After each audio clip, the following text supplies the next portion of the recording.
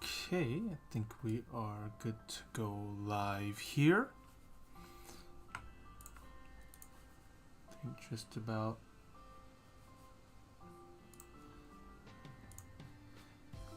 Looks like we're all good to go. Okay. So let's go ahead and get this show on the road. So today is going to be another day of using another AP Calculus free response question for the AB exam. This year we're doing the 2019 version that we'll be going through. So we've done this a few times now. This is the 7th live stream of the history of this channel. But this will be going over all 6 of the problems for this exam. And so with that, we should be able to get on going with all of the questions. Again, we go through all 6 of them together. We usually go 2 at a time before we go and correct our responses. And then from there, we should be able to see what our score will be like out of 54 points. So for those that are new to this channel, is that we go over all the problems together. Anything else, any of the questions, either it's directly calculus related or anything math related, you can submit right through the chat and we should be able to respond to that as soon as possible. Okay. And so because of the way that the spacing kind of works with the size of the paper that this is printed out on, all of the questions will be recorded down on this notebook, and then we go through each step accordingly. And with that, it should be fairly easy to follow along with. So I have my trusty black pen here, which we will be using to record down all of our answers and the questions for this test. Okay. So as always, any sort of attachments or questions can be sent directly to our labcoatmath@gmail.com email right there. Let's see if we can get to that in just a second here. Okay, so that will be shown on that left hand side corner, the labcoatmath@gmail.com, and we'll be able to answer anything if anything is sent there. We started a new series on the YouTube channel as well. Those will be going up usually Monday, Wednesday, and Friday if the questions come in on time. So with that, we should be getting things going, and we'll see to it what we can do. So again, this is the 2019 AP Calculus free response questions. Okay, and again, the way that this is formatted is that the first 2 questions are calculator allowed. So we'll be going with my classic TI-83 Plus. That will be the standard calculator that I'll be using across these exams, which has graphing capabilities and abilities to integrate and differentiate across certain points. So I'll be showing what that looks like as well once we go through a problem that requires it. So again, the first 2 problems are calculator allowed, while the last 4 are not. And so we'll be keeping track of that as we answer these types of problems. So problem number 1, we have the following here. It says that fish enter a lake at a rate modeled by the function e given by e of t is equal to 20 plus 15 times sine of pi times t all over 6. Then it continues to say that fish leave the lake at a rate modeled by the function L given by L of t is equal to 4 plus 2 raised to the 0.1 t squared. It says here that both E of t and L of t are measured in fish per hour, and t is measured in hours since midnight. and that is implied as t is equal to 0. Okay, so we have the problem all laid out for us there, and we'll see to it as what the actual first question is going to be. So part A is asking for how many fish enter the lake over the 5-hour period from midnight, which was t equals to 0, to 5 a.m., which in that case it can be t is equal to 5. Okay, and we need to give the answer. All right, very good. So we have our first problem already set up for us, that we are looking at what the actual rate at which these fish are entering. So we have here that we have this function e of t entering across that rate there. So if we want to know the actual amount going from 0 to 5 hours, again, where we have e of t, if we note here is the rate of fish entering. Again, that's going to be units of the fish per hour. Okay, then all we need to do is, if we want to take a step back from a rate function back into just the difference between the amount that is entered between two sets of time, that means we just need to set up the integral going from 0 to 5 of e of t respect to time, and that will give us then the amount entered from those limits of 0 to 5 hours. Okay, so because of that, we just then need to plug in for that function of e of t of 20 plus 15 times sine of pi times t over 6 respect to time. Okay, and that's all they really care for, because they just want to know the amount that entered. So they're not looking for anything else. They don't care for L, the amount that is left. It's just simply the amount that is simply entered into the lake, not the current count of fish. So because of that, we can go set up our calculator right here. Hopefully that should be visible for everyone. So at least for me, it would be math 9. That will show the function integral. So would that show better? Function integral right there. Maybe put it down. Cal doesn't seem to be liking what we have right here. Let me move a little bit more. Got to make sure we find the light properly. Okay. I think that will have to be the best we have right now. That's very odd. We usually should be able to show what the calculus looks like. That's more in shadow. If that's even more in light. Okay. In any case though, that's the function integral set up right there. And so from there, we just need to put everything in. It's 20 plus 15 times the sine of, now we have the constant pi times, we can use the variable t in this case, and then divide it by 6 for all of that inside the sine. And then we need to evaluate this for the variable t, now going from 0 to 4. Okay, something is not really, okay, if I do it like this, would that be able to show? So that right side of the calculator just doesn't want to show. So if we kept it away, I guess if I kept the light away, that actually might have the camera just a little bit better. Okay, sure, I think that might work better. All right, so we have the limits of the calculator right there. And so we'll be able to run that integral. And it gives us a flat 80 as a response. So that's an 80 fish is the count that has entered into the lake over the 5-hour period. 80 fish entered the lake.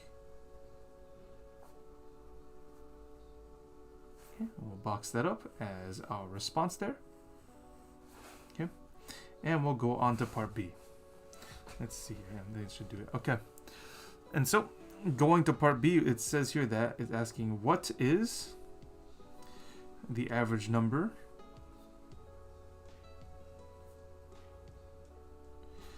of fish that leave the lake per hour over the 5-hour period from the midnight, which is t equals 0, to t is equal to 5. Okay, so this problem is going to be quite interesting because now we're leaving the lake, so that's going to be function L of t, dealing with how much that leave, but they actually want to know the average number of fish, okay, that leave per hour. Okay, so again, that's the rate per hour. So if it's an average value of that function, because it's the L of t already is a rate function in the fish per hour. So if we take the average value of a function, the units do not change one bit because it is simply the average across the entire time interval. So in that case, all we need to do is go 1 over 5 minus 0. So we're doing the average value function, right? The average value equation will then give us, going from that interval 0 to 5, now we just need to take it for the L of t function respect to time. Okay? So this is something that is very easily plugged into the calculator from 0 to 5 for L of t being that other equation of 4 plus 2 raised to the 0.1 t squared respect to t. Okay? So this is now going to be set inside of the function. So let's see what our calculator will give us because of that. Okay, so going into the function integral button again, we can then go and plug in for the 4 plus the 2 raised to the all of the 0.1 times, this time we can use variable t raised to the second power for that. Okay, now something to note here is that we will still tell it from going from t from 0 to 5 as that's y, not t.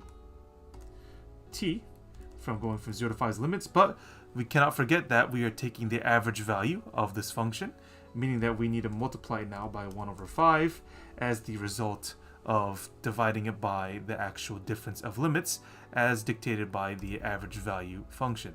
Okay, so the average value becomes 6.059. 3 decimal places is usually what they like to do. So 6.059. 6.059, and that's going to be fish per hour is the average rate. So say that leave. So that leave the lake. Okay, and so that will be what this is going to give us as a result. Okay, so with that, we can keep this calculator still off to the side till we use it next, but that is the result of using the average value function for this type of equation. Okay, so that's part B. Let's get on to part C. It says here that at what time of t for 0 to t to 8 is the greatest number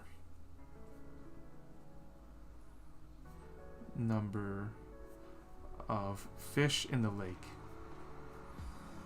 Okay, what a great problem that is, because for very well adjusted students here is that when they're asking for a greatest number across that entire interval, they are simply asking for the absolute maximum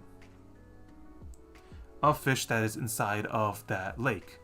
Okay, so what that would entail for us then is going to be the actual absolute maximum, which means we need to have our candidates, right? So candidates for the absolute maximum will include the time is equal to 0, time is equal to 8, 8 that is, and also the local maxes as well. We can look at local mins, but that doesn't really make too much sense, at least for what we're doing for this type of problem. So we need to find what those local maxes are then. Okay, in order for us to do that then, we need to go and see what that rate will look like across the ones that are entering and leaving. All right, so again, the idea being that if the amount of fish that's entering, so if we're going to bring that conversation about the fish that's entering and subtracted by the fish that's leaving, again, this is going to be a rate equation, so this is going to be fish per hour. And we're looking for places in which that subtraction is equal to 0 from the interval from 0 to 8 on the t. Of course, that means that we are looking in terms of a number line analysis about this, is that if we have any sort of time, Again, so we have some sort of time of t in which that subtraction is going to be changing from positive to negative. Again, that's a change of positive to negative on the rate of the fish, meaning that we're increasing on the fish and then suddenly decreasing. That would mean that we are changing the sign, which also means that that will be a local maximum in reference to the interval that we are looking at. So in order for us to do that, we need to take the graph of the E of t minus L of t, which in this case is going to be the 20 plus 15 multiplied by sine of pi times t over 6, and subtract it all by L of t, which was already given as 4 plus 2 raised to the 0.1 t squared, like this. Okay, so that graph, again, we are looking for zeros. So t is equal, I think that is equal to 0 when t is equal to, and we'll find that out very shortly, as these will give us some ideas as to where those local maximums will look like. So by taking a look at our calculator here, hopefully it should be still legible. If you clear that off, let's see here. Okay, I think that should be fine. Alright, so we're going to set up this equation now. So it's E of t, so 20 plus 15 times the sine of pi times, this time we have to use the variable x because we're graphing along the xy plane and my calculator only reads it as such. So divide that by 6. Now we need to subtract it all by all of L, which is 4 plus 2, now raised to all of the 0.1 times x to the second power. Let me close that off. Okay, so we end up with that sort of a function there. And with that, then we should be able to then tell it window-wise, so that we want to, window-wise, that we only want to go from -1, let's say, to +9 on the x's. That way we can see the full interval in which the question is asking for. -5 to +5 should be fine. We're just looking for where it crosses the x-axis, so the y value is going to be 0. So that should be fine.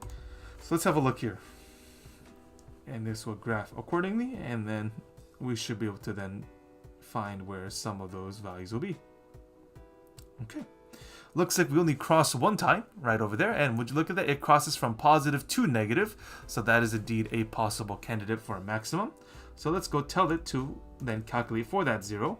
Let's see, if we go closer to that value, the y is decreasing, no, go negative, so we are above the x-axis on that point, on the left side, and then the right side we are underneath. So we'll tell the calculator to give us an answer for that.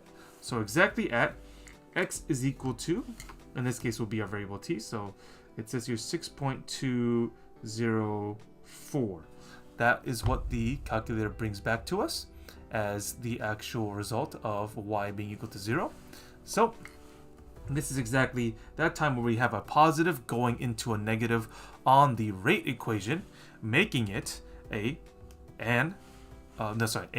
local minimum. Oh, sorry, local maximum. Again, this is local maximum that we can then consider alongside those candidates. So again, we're looking, if you want to make a table here, so we're looking at times of 0, 8, and this one, the 6.204, as possible maximums for that. So then we need to find the number of fish that is inside of the lake at that time.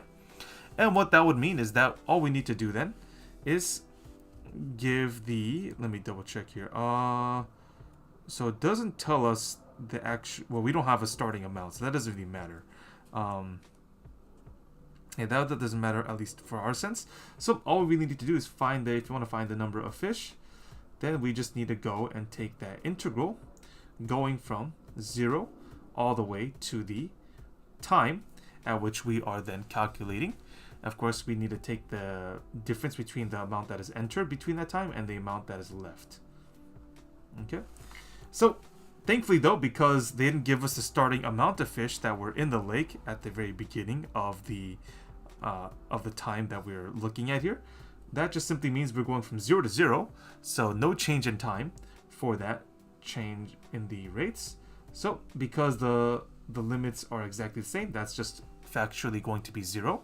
So that's nice for us to keep track of. Then we need to go from 0 to 8 for E of t minus L of t. So with that, we can then just easily put that right into our calculator here. I think we have, no, we just have the, just one side of it. So let's go ahead and put that back in there. So we need E of t minus L of t in the integral this time. So we'll go ahead and start. So 20 plus 15 multiplied by the sine of pi times, we can go back to using the variable t for ourselves, as this is just an integral. So we have that, and then from there we need to subtract it by all of the 4 plus 2 raised to the 0.1 times t raised to the second power on that matter. Okay, then we close all of that off entirely, and then we will tell it that this is for the variable t going from 0, and let's go to 8 for the full length of time at the endpoint of this. And it goes 80.92 looks like. Okay. 80.9, yeah, well, 920 if we were to round it properly. Okay, so that is one other candidate that we just solved for at the endpoint. So let's go over this one more time to then give us back to the point that we just found, the 6.204. Okay. So at the 6.204 mark, we instead get 135.015. Okay, so 135.015 as the total amount of fish that were there at the 6.204 mark.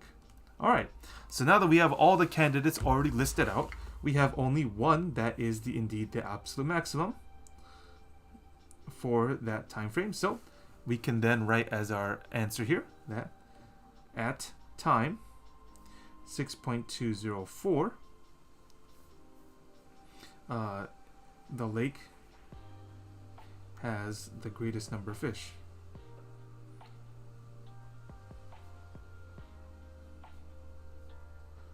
Okay, and that will be a reasonable response for this. Okay, let me quickly check something. Just a minute here. Just got something coming in here.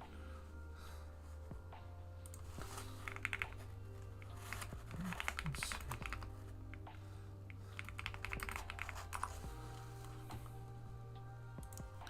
Okay, I think that should about do it for that part. So let's go on to part D, and this shall conclude the first question. So as a quick recap though, before we move on again, the idea being that if any question is asking for an absolute maximum of a function, you need to then compare all of the available points, which will be both the endpoints, because you don't know where you're starting and finishing at, as well as the any sort of local maximum that might exist as well. Local maximums, of course, will be determined by the first derivative or the rate function. Again, looking for a change from positive to negative, which in this case we did find from setting up the equation of E of t minus L of t on the graph, setting it equal to 0, so that at that cross of the x-axis, we could then find a valid time in which we can then solve for through the integral equation there. All right, so at part D, it says there is the rate of change in the number of fish in the lake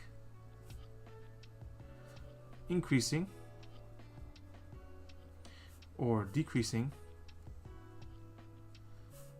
at 5 a.m., which is the t is equal to 5 point.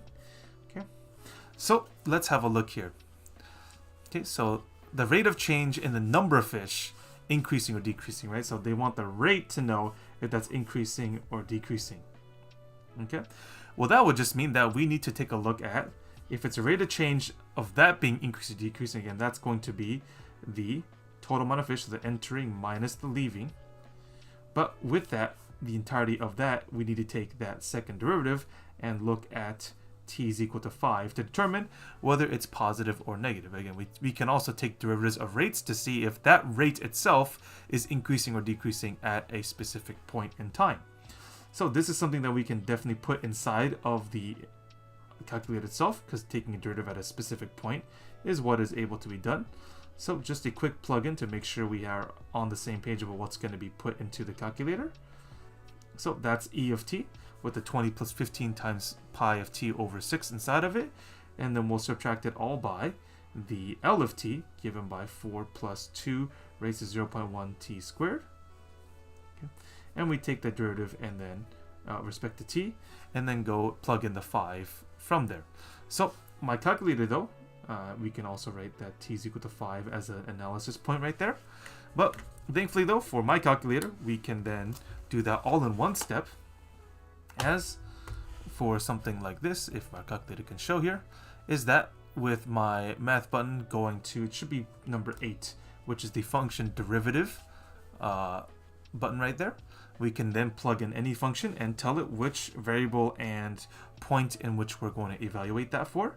So because of that, we can go and plug in e first, so 20 plus 15 times sine of pi. We can keep it as the variable of t. Pi times t, let's do it like that. So pi times t, all divided by 6. Okay, and with that, we will then subtract it by L of t. So all of 4 plus 2 raised to the entirety of 0.1 times t raised to the second power. Okay, so with that, we can then tell the calculator that we are doing this for the variable of t, and we will evaluate that at the point of 5. So we can put all that together, and it will give us a result of negative 10.723 if you round it to the third decimal place. Okay, so negative 10.723. Again, that's going to be fish per hour squared. Again, this is the rate of the change in the rate itself of fish per hour. That means we need to add another time of hour there on the denominator. So because it is negative, the rate of change, let's see, in the number of fish in the lake is decreasing at the t is equal to 5 mark. Okay, and that should about do it for that. So those are all 4 parts of part 1. Again, the recap of part D is that we were looking for a rate of change, but if that rate was increasing or decreasing, meaning that with our rate functions of E and L, we need to take another derivative and evaluate it at time is equal to 5 as what they're asking for. We look for that sign as with the negative as a result. So that will mean that our rate of change is decreasing at that exact time point in which they are asking for. Okay, so that is going to be all of question number 1 done here. So we'll be coming back to this with the corrections once we finish problem number 2, which is the last calculator section problem for this exam packet. So let's get on to problem number 2 here. It has a table in which I will copy over just now. So let's see, problem number 2 then is asking for, with this table here, that t is going to be measured in hours, and then the VP of t, which is going to be meters per hour. Okay, so with that, our time is going to go from 0 to 0.3 to 1.7 to 2.8 all the way to 4. Okay, so we go 0, 55, negative 29, 55, and 48 to fill that all out. So the problem then continues to tell us that the velocity of particle P, which is moving along the x-axis, is given by the function Vp, okay, and which, yeah, they give us that t's in hours and the velocity is meters per hour. Okay, so it tells us here as well that particle P is at the origin at the time is equal to 0. A very nice starting point for us. So let's get on with, if that's all the context they're going to give us, with question A here, that's asking us to justify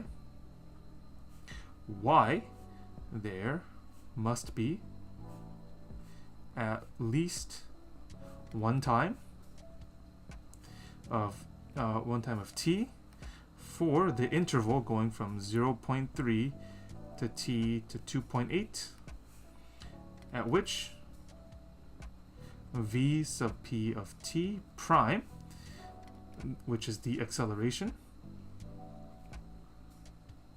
of particle p, equals 0 meters per hour squared.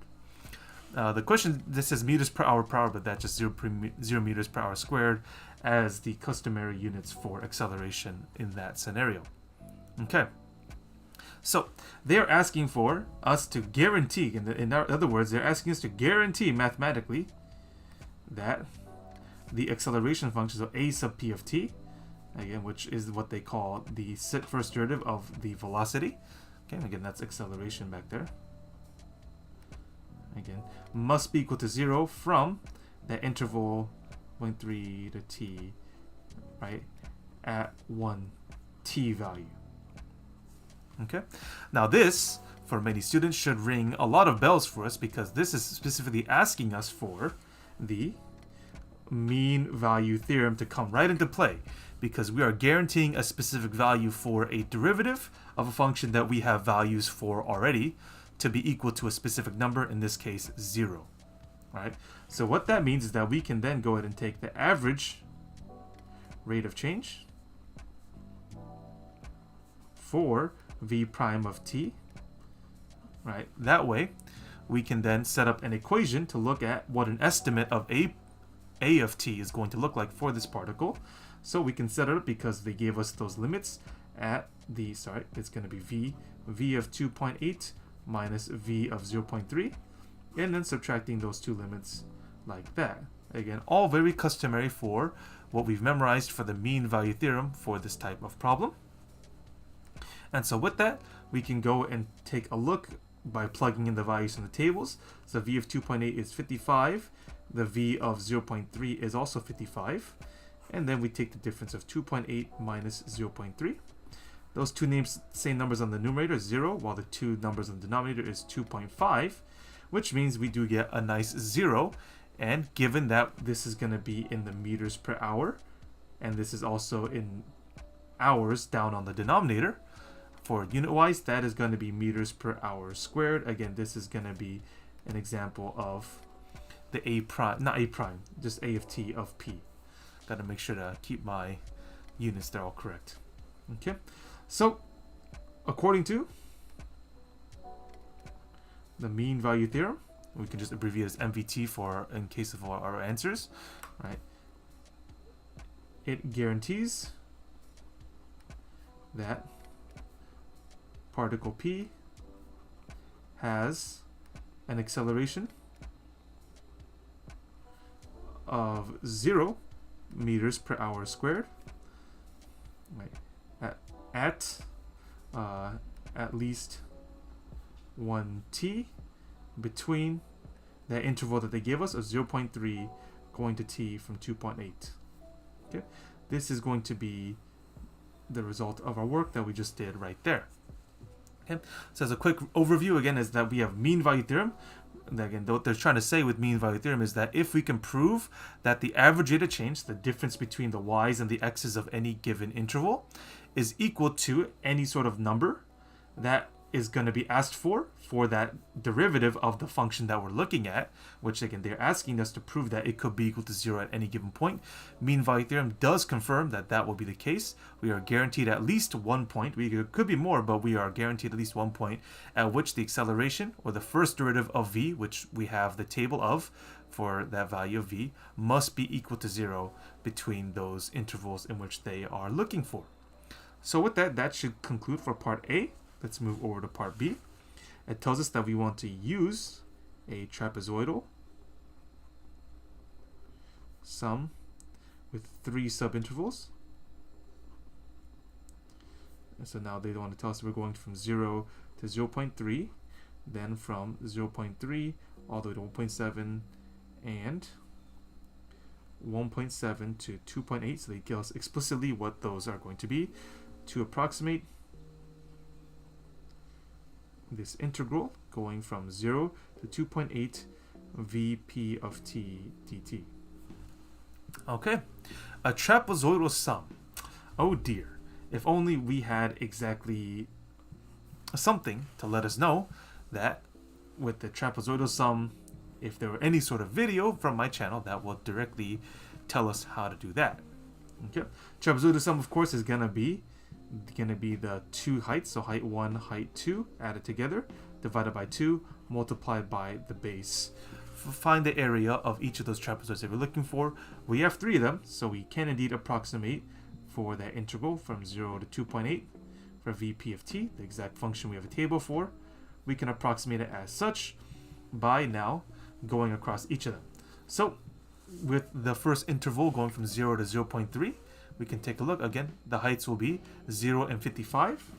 So 0 plus 55 for that first trapezoid. And the height then, the base then is going to be 0.3 going across those two values. Okay, that's the first trapezoid. Our second trapezoid then will be going from 0.3 to 1.7. So there's something going on here with the 55 and negative 29. That does not make a difference for us. We simply add the 2. So it's 55 plus a negative 29, all divided by 2. And that base is going to be 1.4, the difference between the 0.3 and 1.7. And lastly, our one other trapezoid is going to be the addition going from 1.7 to 2.8. So that's negative 29 and another 55. Negative 29 plus 55, all divided by 2. Then we multiply by that base, going from 1.7 to 2.8 will give us a base of 1.1. That's the difference between the two. Now this is something, thankfully, because it's a calculator section, we can then, with all these decimals, just slap right into the calculator itself, and we'll come up with an answer. We're following the exact equation for a trapezoidal sum. So in that case, it's just 55 divided by 2 times 0.3 for the first trapezoid. Then we're going to go to the next trapezoid of, if it can be seen properly here, okay, of the, we can take all the 55 minus a 29, divide that by 2, and then multiply that with a base of 1.4, and lastly add in the last one of the negative 29. Oh, let's make sure we put it all together. So negative 29 plus 55, all of that, divided by 2, multiplied by 1.4. So that way, we end up with, after adding all of them up, an area of 44.65 as an approximation. 44.65. Okay. No need for units there. We just leave it as such as a result of the integral going from there. Okay. So C. Now they're going to give us something else. It says here that a second particle, Q, also moves along the x-axis so that its velocity for 0 going to t to 4, I think we should be fine for that, okay, is given by v sub q of t. Well, maybe not. Let me quickly, let's set that one back on this playlist here. Okay, that's a bit more like it. Okay, so v sub q of t here is going to be given by, this equation of 45 multiplied by the square root of t times the cosine of 0.063 t squared. Again, this is going to be in meters per hour, just like particle t. Okay, so it tells you to find the time interval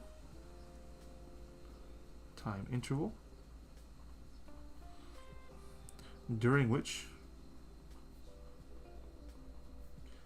the velocity of that particle q is at least 60 meters per hour. Okay, and then also find the distance traveled by q during the interval when the velocity of particle q is at least 60 meters per hour. Okay, there you go. We got a lot going on here, so it should just take a few moments for us to get everything together here. Just had to copy all that down. So again, they want us to find the interval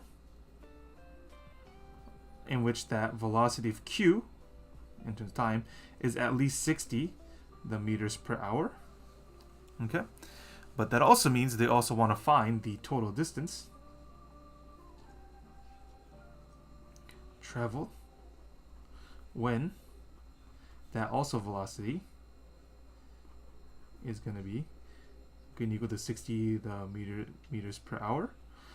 Okay, and that also means in that sense for ourselves that the t has a new interval of time, just in this case going from 0 to 4. Okay, so if we want to find this part though, if we want it to be greater than or equal to 60, in our case though, we then just set up the fact that if we take that velocity of q of t and we subtract 60 on one side, that just means that it's going to be 0 on the other side, and that is something that we can very easily graph and determine. So in our case though, that's going to be the 45 multiplied by the square root of t multiplied by the cosine of 0.063 t to the second power, subtracted by 60 on the outside. Seeing that equal to 0 means that everything above that was going to be the at least. So again, above the x-axis means above the 60 meters per hour that they're looking for in this problem. Okay, so we can set that up accordingly very quickly, and we can take a look at the graph as well.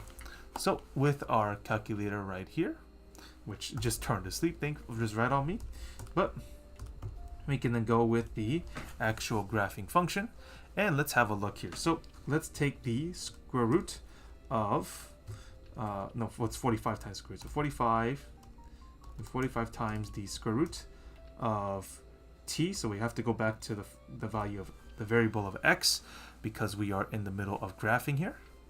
I think that will show a lot better. Okay, there you go.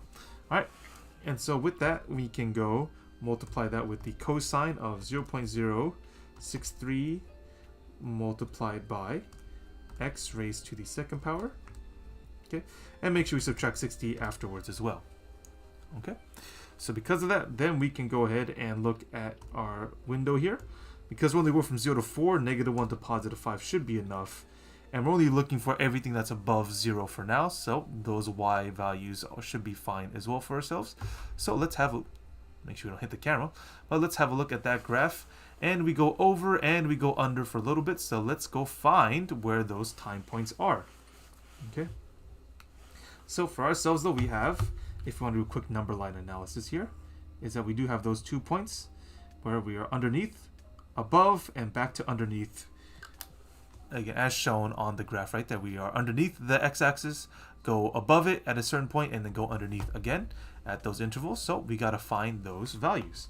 So let's go tell the calculator to find out where on that left side of that first guy, on both the right side and left side, crossing that axis, we run the calculation and we end up with the t value of, it says here, 1.866 if we go with just 3 decimal places.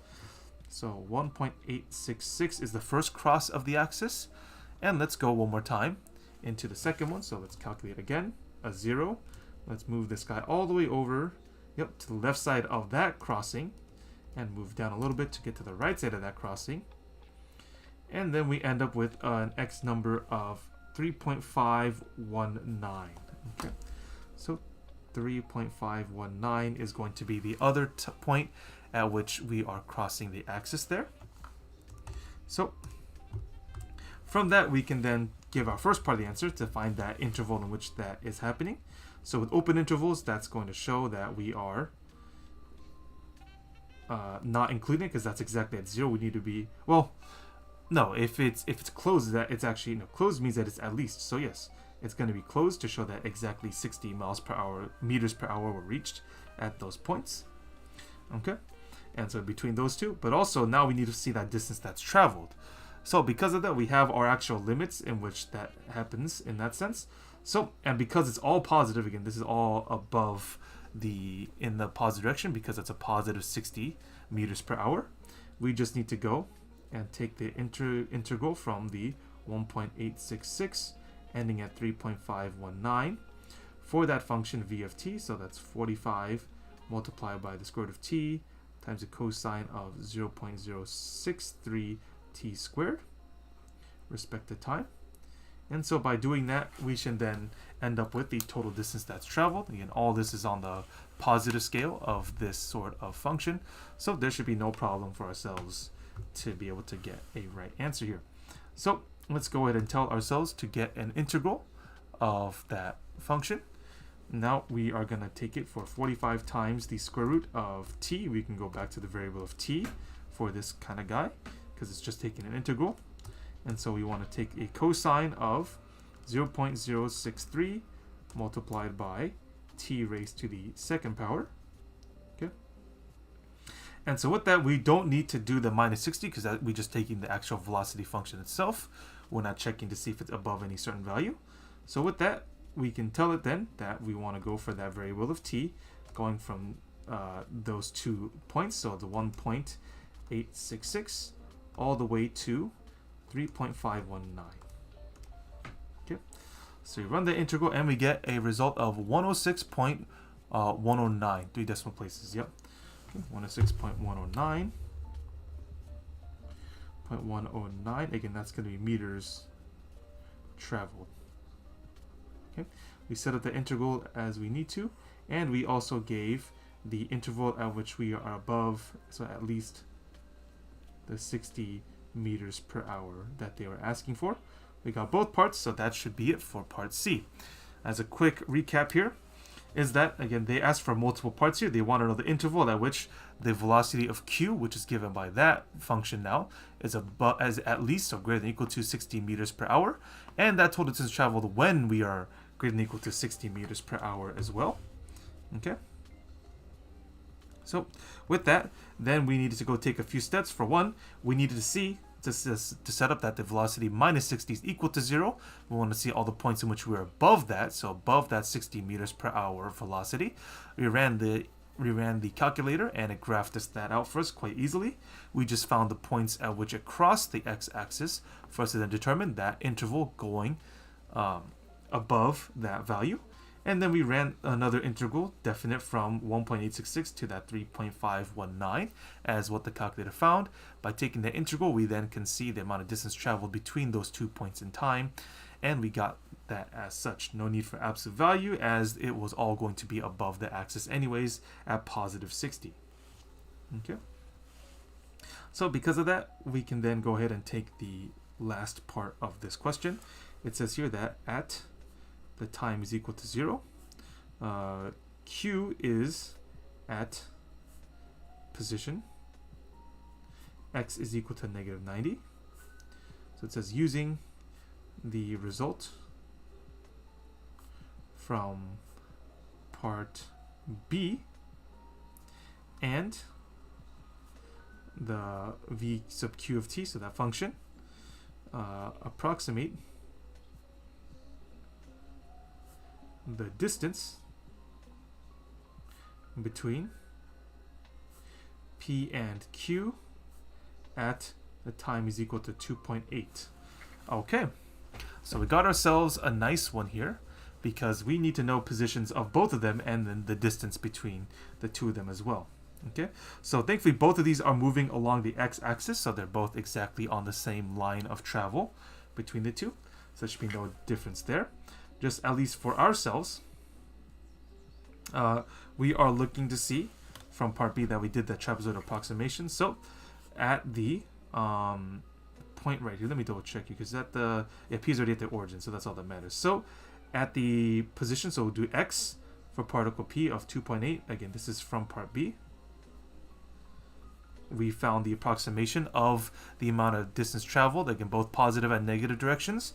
So that netted us that position of 44.65 meters. Again, we ran the integration earlier for particle P, again, from 0 to 2.8.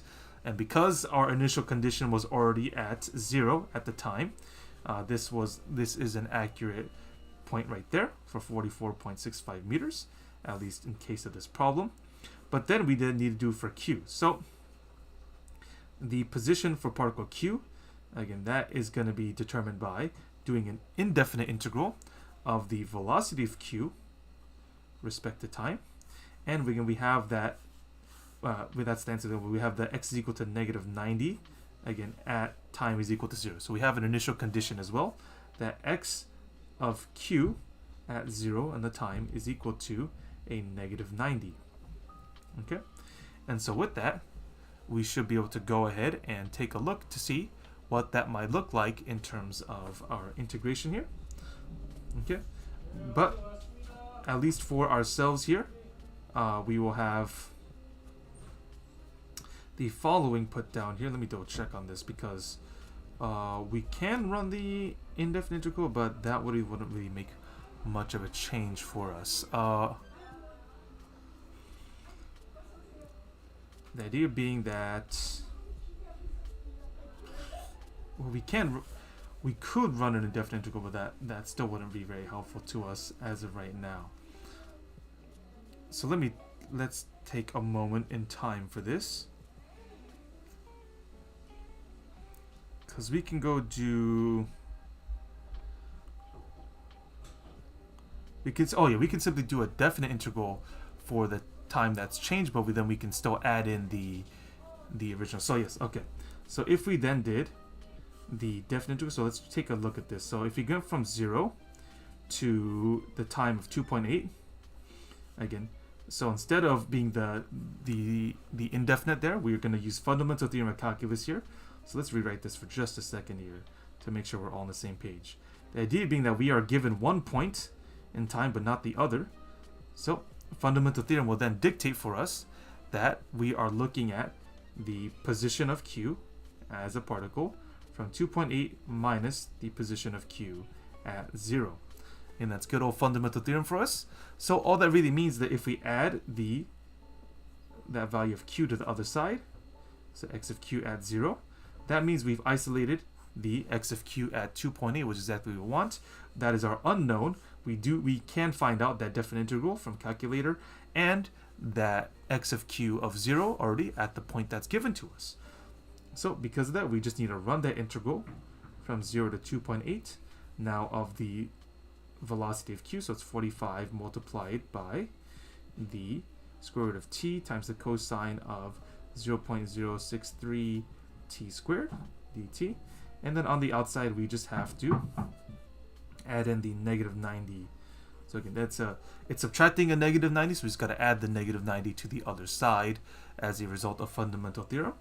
And so by doing that, we can then determine x sub q of 2.8, so position of particle q at 2.8 hours.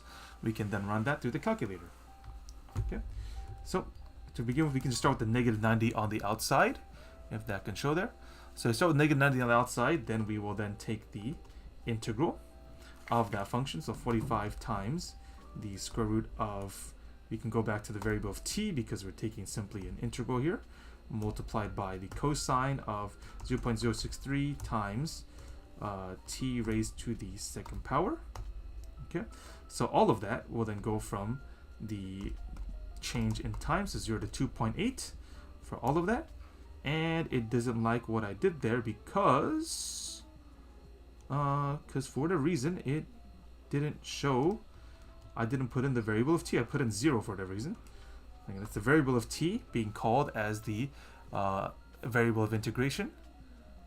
No, what is happening? I didn't put it in at all. So t from 0 to 2.8 like this. There you go. Okay. That is correct that you put it inside of my calculator. Again, we first call that the variable of t is being used, going from 0 to 2.8 on this integration. So by running all of that, we should be able to calculate something here. Give it a moment in time here as it's churning this out. This is a little bit longer than I thought. But in the meantime, we can make sure we're looking at the exact same thing here. 45 square root of t. Yep, that all looks good. So it's 45.938 if we round it properly. Okay, so it's 45.938. That's going to be in meters. So in any case, though, the actual distance then is just going to be the subtraction of the two because they're both on a one-dimensional line for our point in travel here.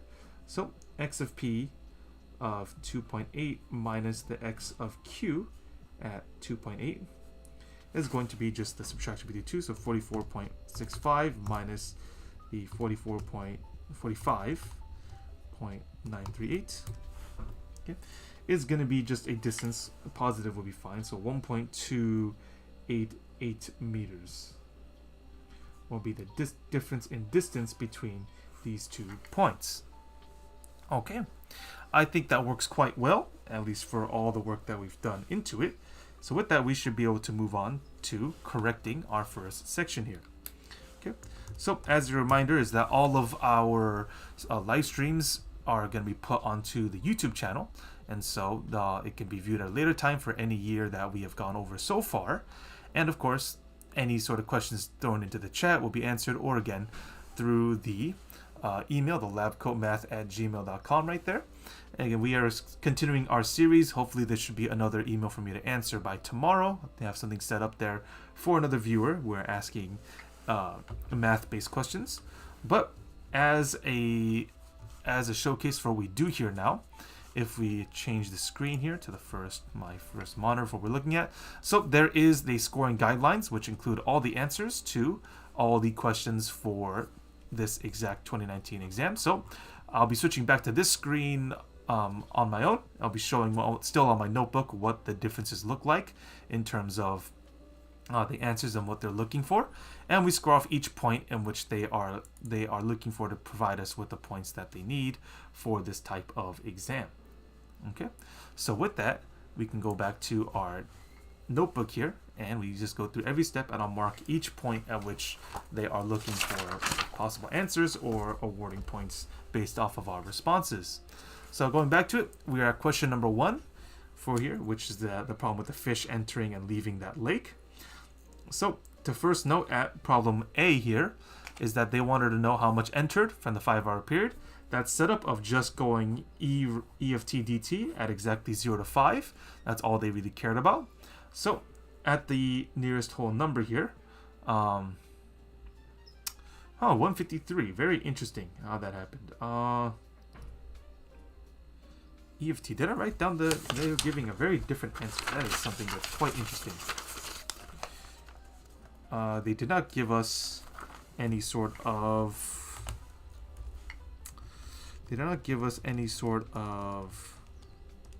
initial amount of fish. Let me see, I gotta run this thing back to make sure on my calculator's memory here if this is even done correctly. I have to go, oh, I guess I can't go that far back. Okay, let me quickly run this one more time because something is very odd with the way that this works. So I'm gonna run the integral one more time because our answers are quite off if it's gonna show properly.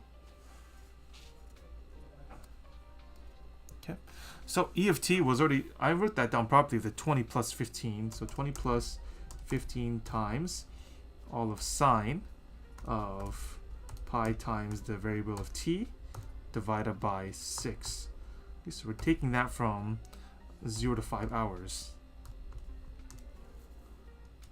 Okay, because I didn't write that down properly, and we need to take it for the variable of t going from 0 to 5 hours. Okay, which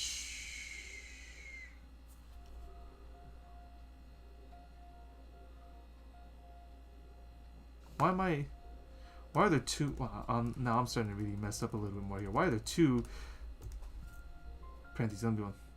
That's 153. Wow. I wonder what went on for me to get that one wrong. This is quite sad to see that we are getting something that should not be there. In terms of that, I don't know how I got exactly just 80. Unfortunately, my calculator memory was cleared, so it doesn't show that.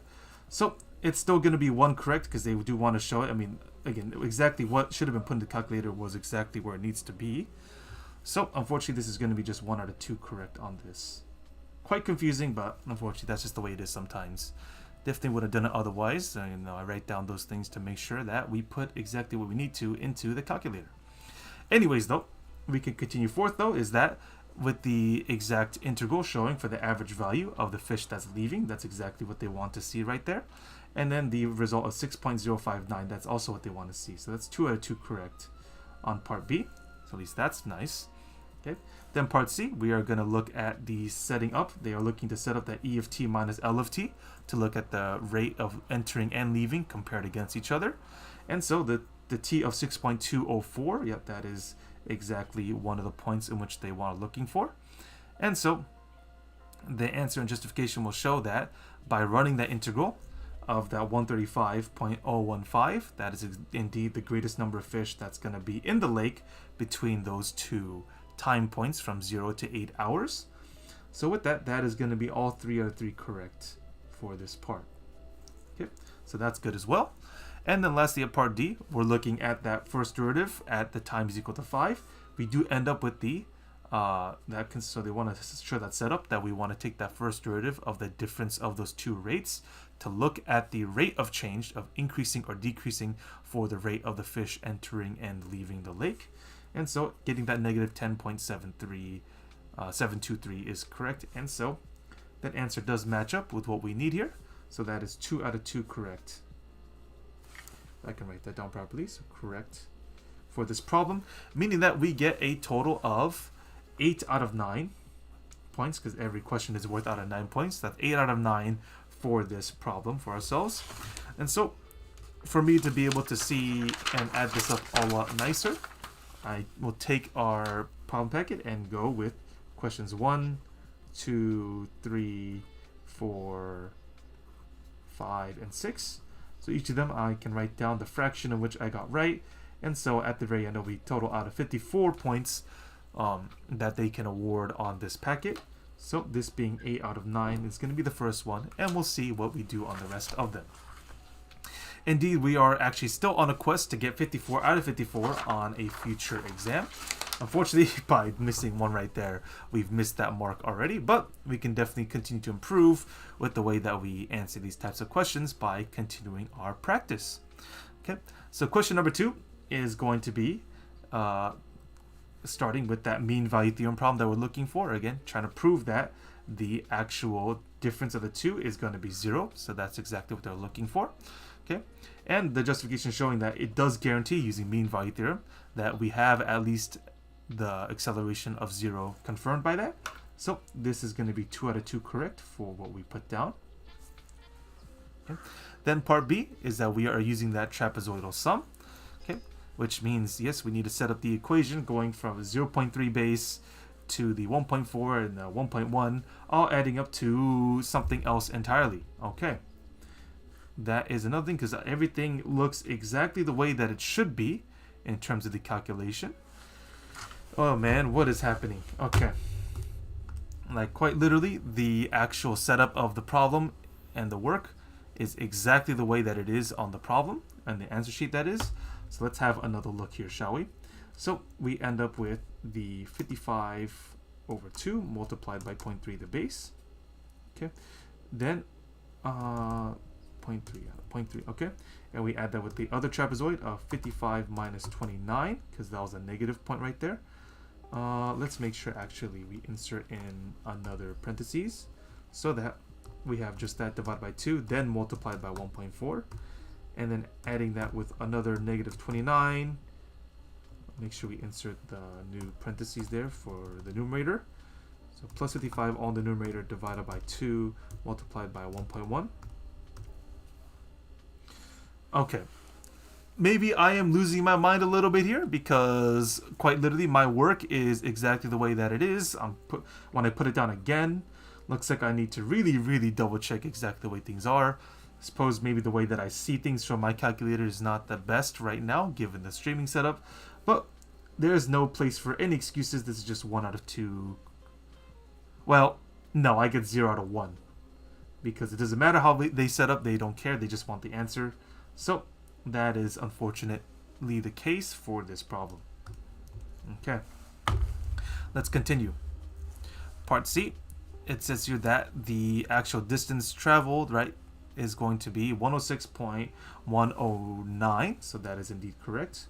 Finally, that's good on the calculator. Okay, that definite integral going from the 3.519 and the 1.066, that's exactly what they're looking for the interval that we had right there, that we solved for, given the way that we were able to look at setting up the velocity minus 60 being equal to 0. Because of that, we could set up those intervals easily from the graphing calculator, and with that, we should then confirm that we get all 3 out of 3 correct for this problem. Okay. Lastly, for part D, we have that we're looking for that position for both of them. So unfortunately, that's right, because from part B, because we did not get that correct, that kind of steamrolls our way out of there. Now, thankfully, though, we do still have partial credit because the way we set up that position for particle Q, that is also something that they're looking for, as well as the actual result of particle Q being at 45.938 meters. That's exactly what they want to see, given how we can use fundamental theorem of calculus to be able to determine that. But unfortunately, the distance is going to be a lot different with what we have, which should be 5.188 meters instead. So 5.18, no, that's great. Okay, so because of that, that's only 2 out of 3 correct. Unfortunately, because our incorrect answer in part B steamrolled into part D. Another lesson as to why we need to be extremely careful with what we're putting into the calculator. As seen, no matter how wonderfully set up we have for things to be put into the calculator, if they're not put into the calculator correctly, that will be a big issue for us not matching up with the answers that they're looking for. So with 2 out of the 9 gone, that's 7 out of 9 correct for this part. Again, unfortunately, even though we're both extremely confident as to what we're doing here, sadly, some clerical issues with putting things into the calculator would be a good reason why we're not matching the points that we need. Okay. Now, thankfully, though, the rest of the actual problems from 3 all the way to 6 are no calculators, so we won't be having that problem anytime. Let's see if we can redeem ourselves with a full 36 out of 36 on these next 4 problems. We'll see how that goes. But as we move on, again, as a consistent reminder to all of our viewers, either through a VOD or ones that are watching now, again, all questions can be submitted through the actual live chat for this part. Again, that will be answered immediately. Or you can send any sort of emails directly to the labcodemath@gmail.com for any sort of additional help, whether you want it right now through the live stream or through a future video, which we are continuing that series on our channel. Okay, so with that, we should be moving on to question number 3.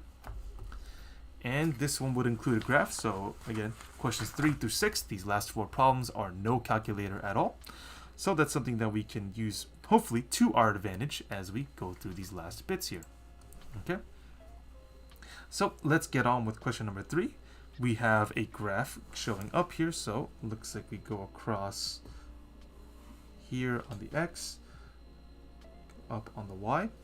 So at -2, 1, we have 1 there, and then at -1, 0, and then a 0, -1, going up to 1, 1, and then 2, 3 up there, and then we loop back down to 3, 4, 5 down there. So we all have direct lines going up there, but the last bit is an actual circle curve right there, like that. Okay, so as context here, it tells us that we have a continuous function f defined on the closed interval from -6 to +5. Okay. So we have 2 line segments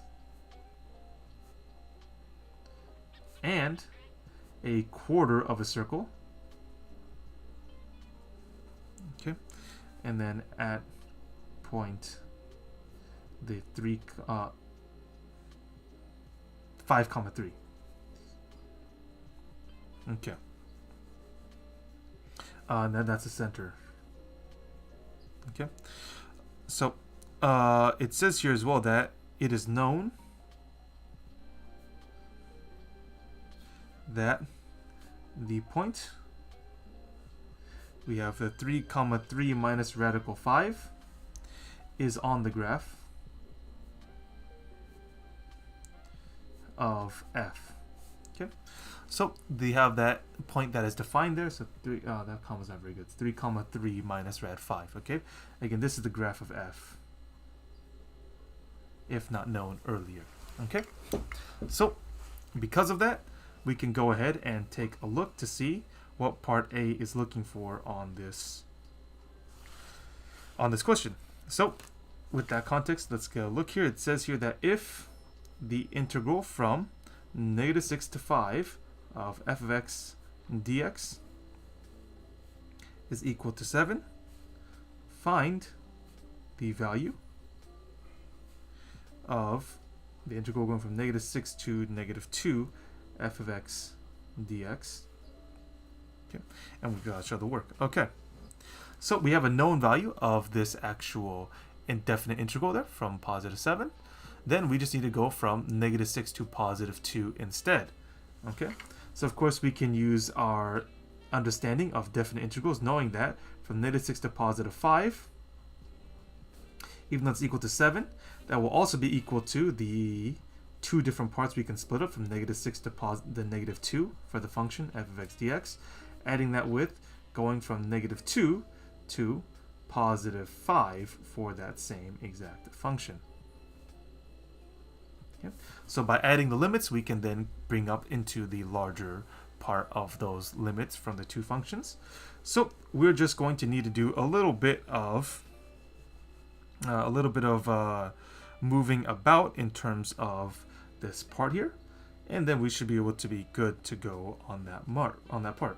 Okay, so -2 to +5, that's going to be the entire graph itself that we need to determine, because we don't know this and neither do we know that, but with some easy movement here, so that if we take that 7 subtracted by the integral going from -2 to +5, I think we might need more light now on that notebook to make sure we can have it in focus here. Okay, so by subtracting the limits from -2 to +5, we could then have it isolated of -6 to -2 for the function that we are looking for. Of course, that was our target to begin with. Okay, so with that, we can then go ahead and see what this is even equal to in the first place. All right, so with this, we have a few things. I'm going to change colors here just to make sure we can see that properly across what we're looking at. So we have a positive triangle right there. That's just from -2 to -1. Then we have another negative triangle on the other side. Okay, and then we have another triangle, negative triangle on that side, and then we can go make this triangle all the way here.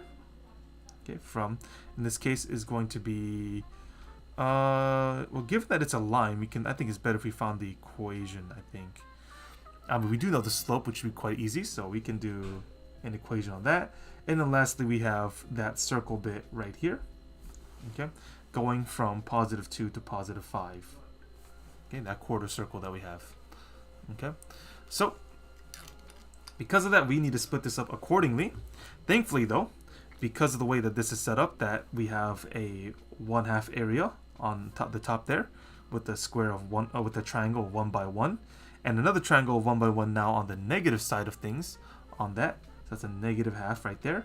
That really just goes from, if you want to take a look here, so if we're going from 0 to, no, not 0, sorry, -2 to 0, the area is going to be 0 on that sense, because of how the two easily cancel out. But from there, we need to take the next segment here, going from 0 to +2. Okay. Now, thankfully, because we do know the slope here, this is a +2 slope given what's on the graph. Again, we go up by 2 and left by 1, so up by 2, left by 1. Okay, that's just going to give us the function of y is equal to 2x minus 1. Okay, we can easily integrate that across the function going from 0 to 2 for that entire portion right there. That would include the negative areas as well as a simple definite integral. So 2x minus 1 dx. So with that, it will give us x squared minus an x evaluated from 0 to 2, which means we just get it as 4 minus 2 minus a 0, as the 0 will be a lot easier to evaluate there.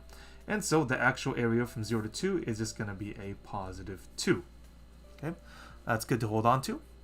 And then lastly, we need to get back to our last moments here. I think there was a little bit of a lag spike, I think, when I looked at my screen again. Okay. I think we should be fine here. Since we're back to it. Alright, good. Nothing else will seem to be lost. So now we have the actual last bits going from 2 to 5 on that quarter circle. Alright, this is going to be quite an interesting one because we have ourselves this actual distance here that we need to worry about for ourselves in terms of being able to find that area. Okay, so to keep a note, of course, is that we're not finding the actual area of the circle. We need to actually remove that circle because the center is up there, right? That's the center, at least that's what they describe to us in terms of the problem.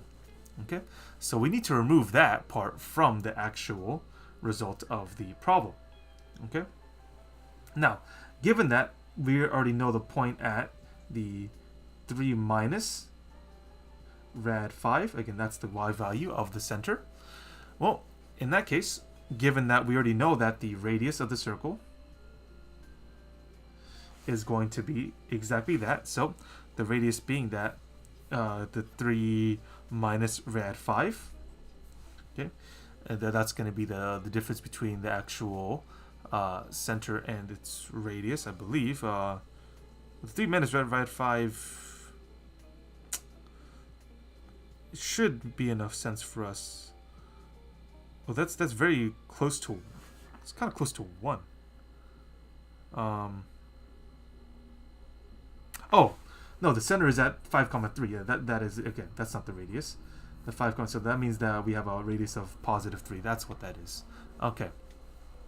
So with that, with the radius of 3, and we're doing a quarter circle, right? It's quarter circle area, radius 3. That just means that the area is going to be 1/4 normally of the pi r squared. So in this case, the radius is 3. So square that. That's going to be equal to 9/4 times pi. Okay. A very simple coefficient just to slap on there to find any sort of percentage of a circle. So they should know that, again, like we said, this is not the area. Right? That's just the area of the circle that's removed. From what exactly? Well, we can remove it from the actual square of the entire function, right? The square of the area that we have right there. Then we could, if we remove that quarter of a circle, then we get left with the area that we do want, which is the shaded area underneath the circle curve and the x-axis. Okay, so what does that mean is that we have a square of 3 by 3 in the first place there. So in this case, that's going to be a 9 minus the 9 pi over 4. Okay, that's going to be the result of the area going from 2 to 5. A little bit complex in that sense, I would agree, but still something that we should definitely be able to find out without much of a problem. Okay, so with that then, if we want to find what our first question, of course, was finding that negative 2 to 5 for f of x dx. Okay, that just means we just have to add all those areas together. So 0 plus 2 plus 9 minus 9 pi over 4, which would then just be a nice 11 minus 9 pi over 4, which is equal to, in that sense, the if we had the 7 minus all of that. Okay, that was going to give us the integral from negative 2 to negative 6 to negative 2 f of x dx. Okay, so again, this being our equivalence to the integral that we're looking for, not that one. That's a little bit unfortunate I wrote it like that. It's supposed to be this one, the x being equal to negative 2 to positive 5. Okay, the one that we found exactly from the graph itself.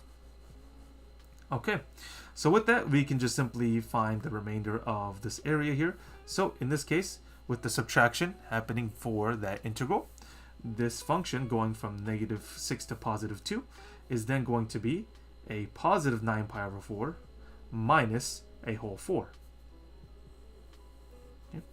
just a little bit of area analysis for ourselves on this problem, but still nothing too difficult for an AP Calculus student to be able to find, so long as we keep all of our wits about us as to how we can solve for this kind of equation.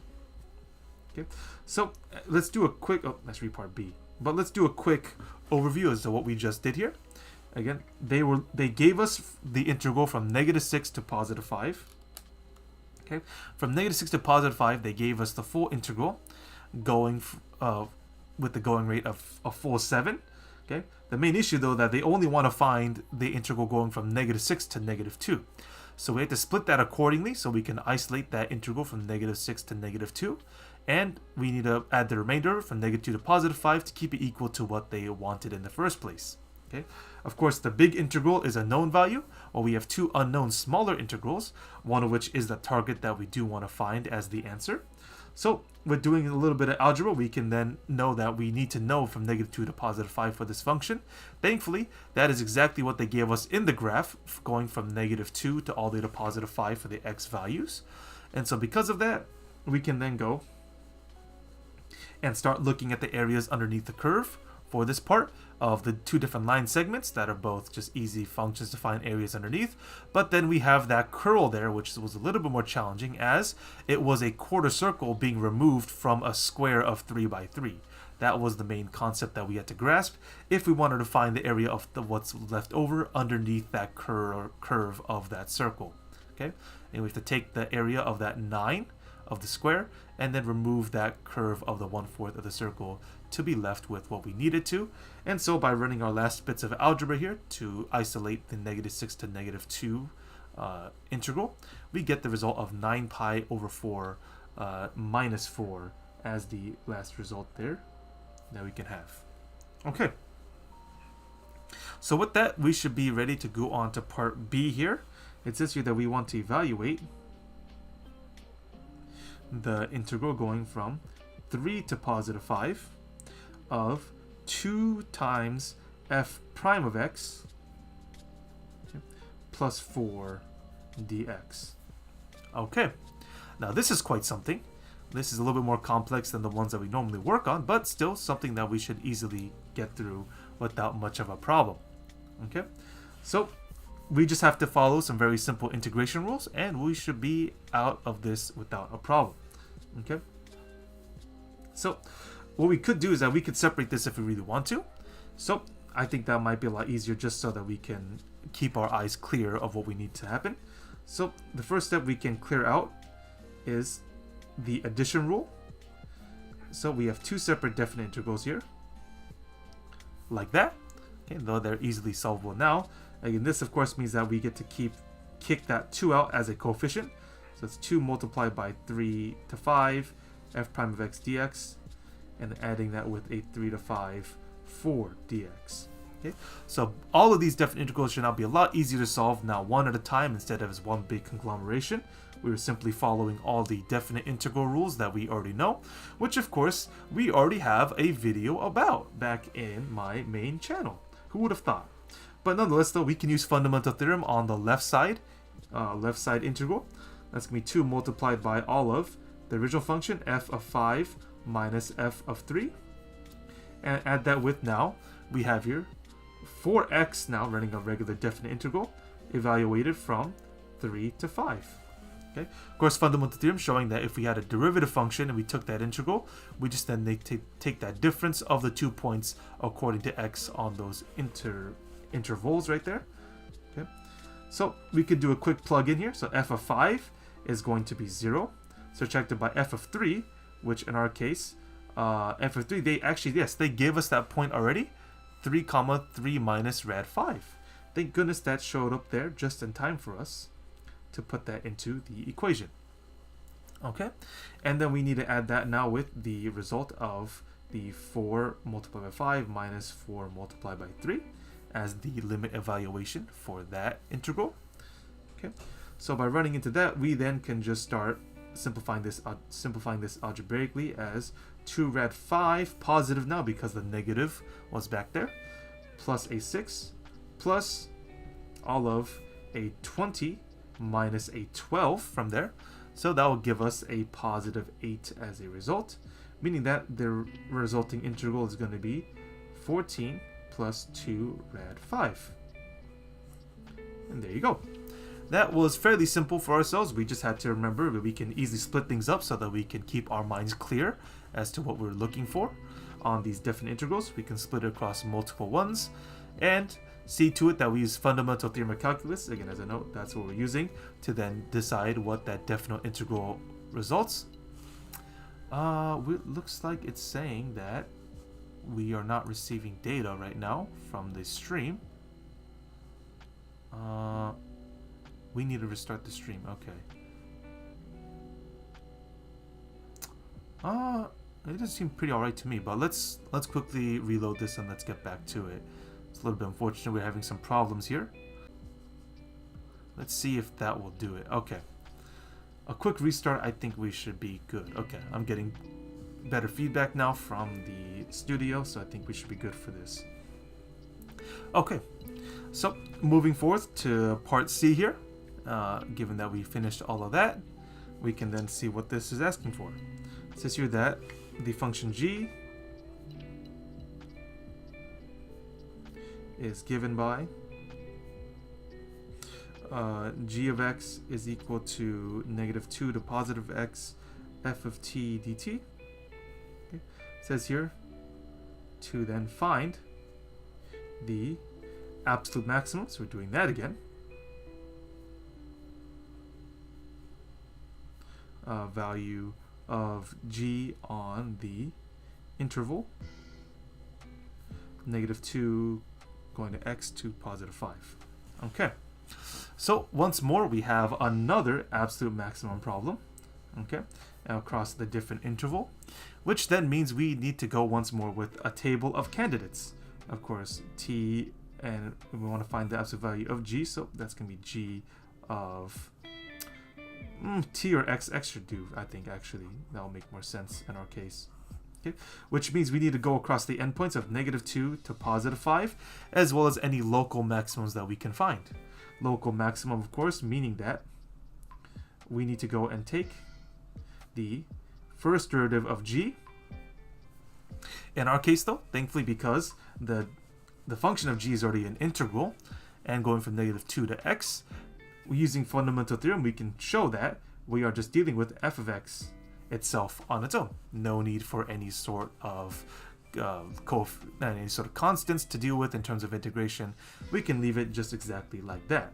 Okay, which then means, of course, we still need to do a number line analysis of f of x now, when we will cross 0 to get any local maximums.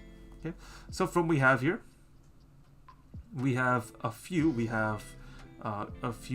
two crossings of 0 that we have across that interval from -2 to positive 5 from the graph. So as you can see, we cross 0 2 times across those 2 points. Okay, and from what we've shown earlier, that those 2 points are already defined at -1 and positive 1/2. Okay, so because of that, if we look at the way that the graph goes, we're going from positive to negative back to positive. In terms of a maximum, -1 is a local max for ourselves that we can start evaluating as another potential candidate. So -1 on the x as well. Okay, so we have those three local candidates. Again, positive 1/2, for those who might be confused, is a local min instead, because we're going from negative to positive in terms of that function. Okay, so with that, we have 3 points that we can start calculating for. So with that in mind, we can start running some definite integrals. Hopefully I should have some space here. So our first one is actually the easiest one, going from -2 to -2 again for f of t dt. That's why we can leave it like that. Okay, so because of that, which in this case is going to be equal to g of -2, going to the same exact limit on both top and bottom, that's just going to be a nice 0 as a result of that. So that's our first one, taken down quite easily. Then if we want to evaluate for g of 5, going from -2 to positive 5 f of t dt, well, thankfully we've already solved for that earlier in part A, and given our work, it looks like everything should be good. No need for any sort of catastrophic failure here. So, sorry, if we showed earlier here that going from negative 2 to positive 5 on the integration for that. Again, the arrow is a little bit messy, but it does show there that this is for that function going from negative 2 to positive 5. We end up with the positive 11 minus 9 pi over 4. We can keep that in mind. So positive 11 minus 9 pi over 4 as a result to this. Okay. And then lastly, we can run it now from negative 2 to negative 1 for the same function to then determine what g of negative 1 looks like, and we can compare that all together to see which candidate would be the best one as a possible absolute maximum for ourselves. So from negative 2 to negative 1, well, we've already taken care of that part one time. That's just going to be a positive 1/2, as the triangle is a 1 by 1 right triangle.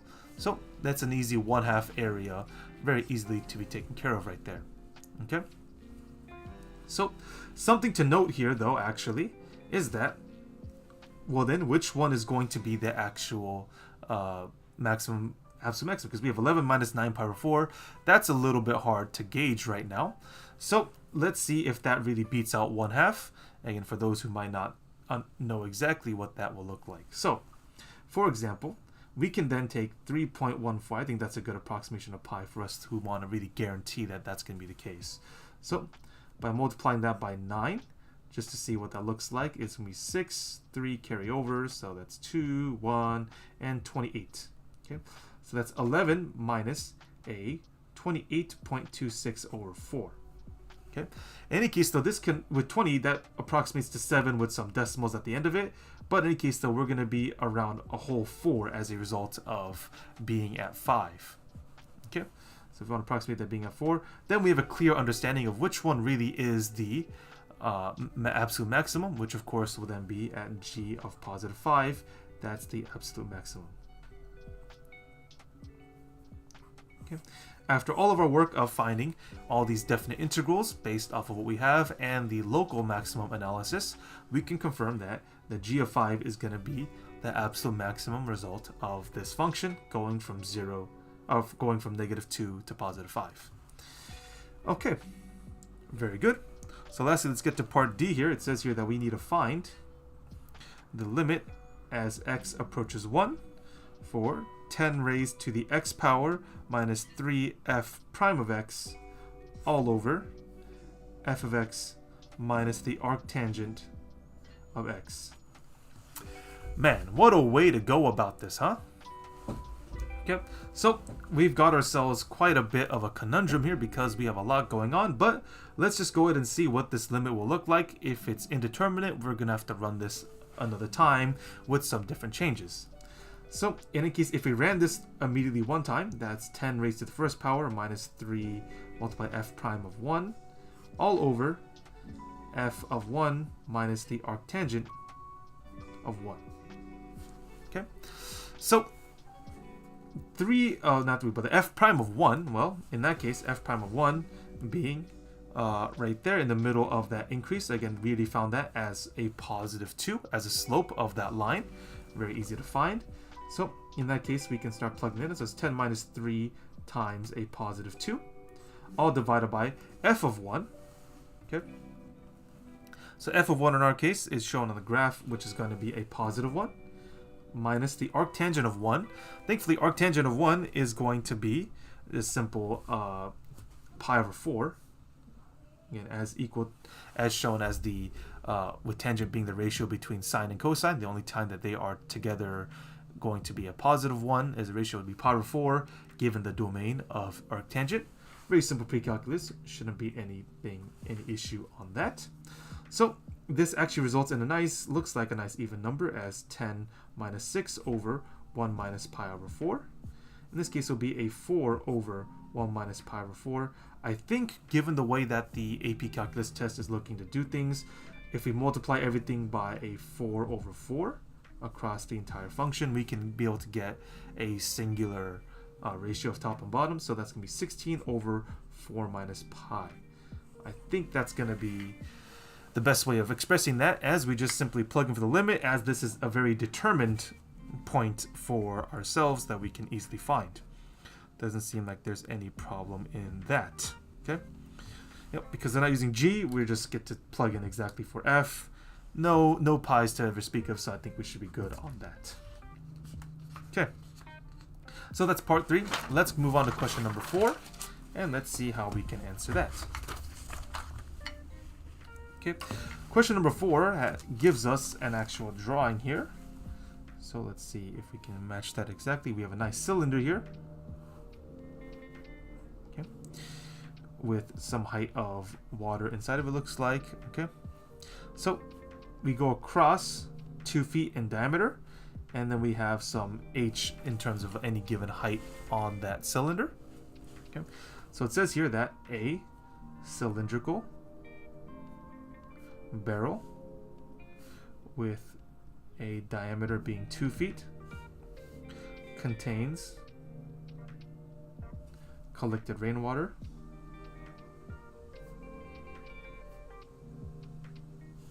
okay, as shown. Yeah, okay, so it says here that the water drains out through a valve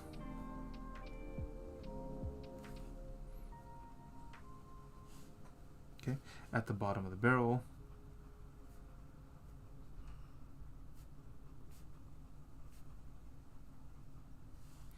Okay, it says here as well that the rate of change of the height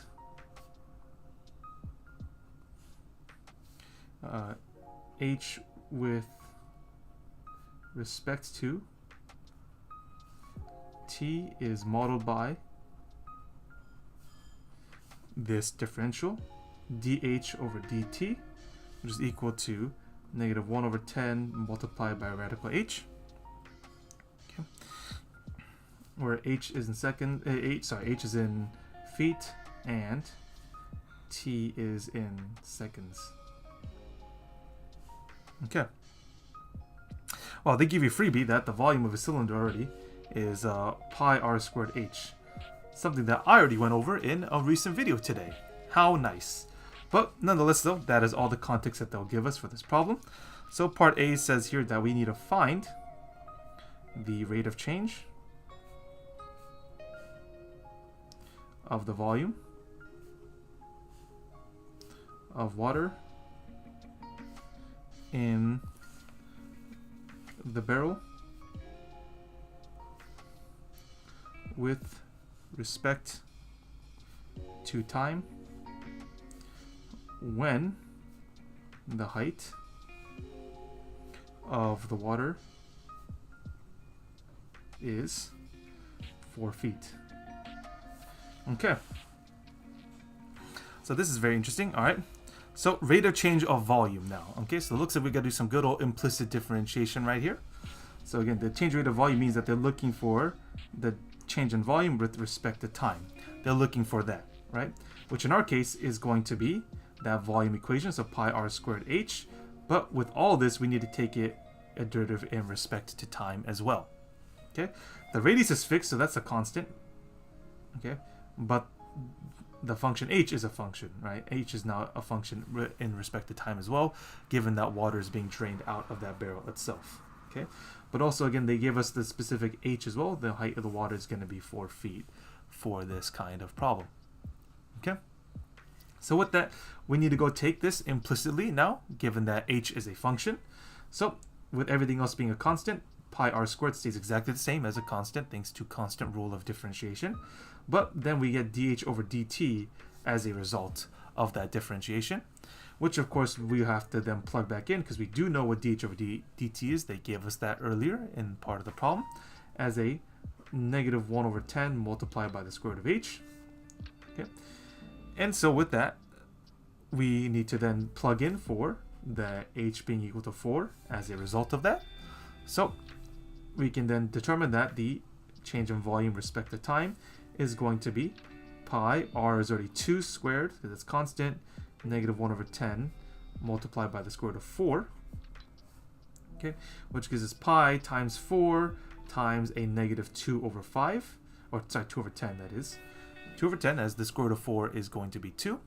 Okay, we can then cancel that negative 2 over 10 to a negative 1 over 5. Keep that note for ourselves there, which means we have negative 4 pi over 5 as a result of that differentiation. They did want us to indicate units of measure, so given that it's volume, it's going to be feet cubed. Now they gave us the per time aspect in terms of the differentiation. And the time is going to be modeled already in seconds, so it's feet cubed per second as a result of the change in volume inside of the barrel. Okay, that'll be for part A. Again, a very simple implicit differentiation question that they're asking for us. Got to make sure that we know which ones are constants, which ones are functions based off of the problem. And it's a simple plug in right after that. Okay, so it says here in part B that when the height of the water is 3 feet, they're asking then, is the rate of change of the height of the water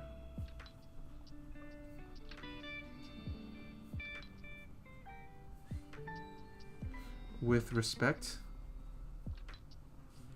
to time increasing or decreasing?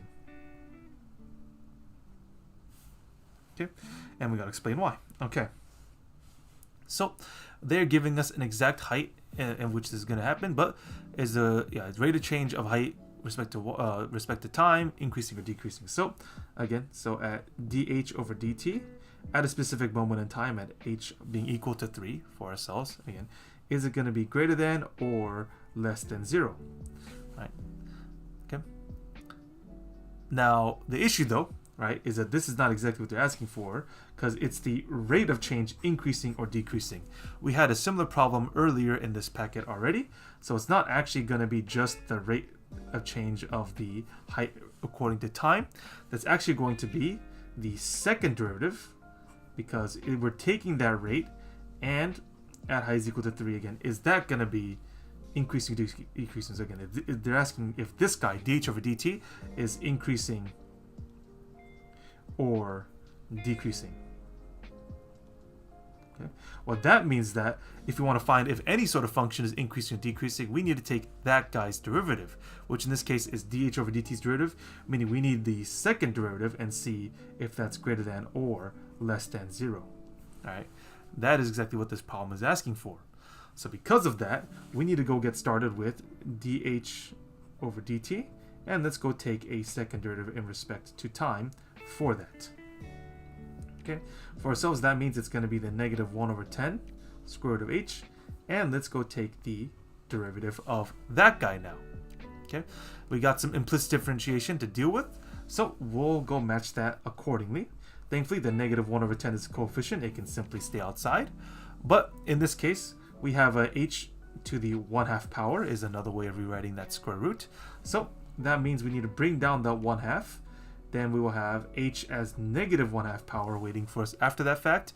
But also, we're going to end up with the derivative of h respect to time as the last bit of chain rule we need to follow in terms of the implicit differentiation.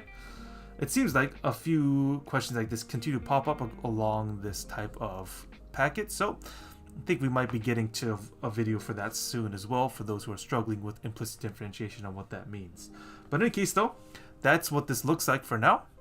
Okay, so then from there we can simply just start simplifying this to make this look nicer, that a second derivative of h respect to time is then going to be a nice negative 1 over 20 multiplied by the square root of h, because that negative 1/2 power will send it to the denominator.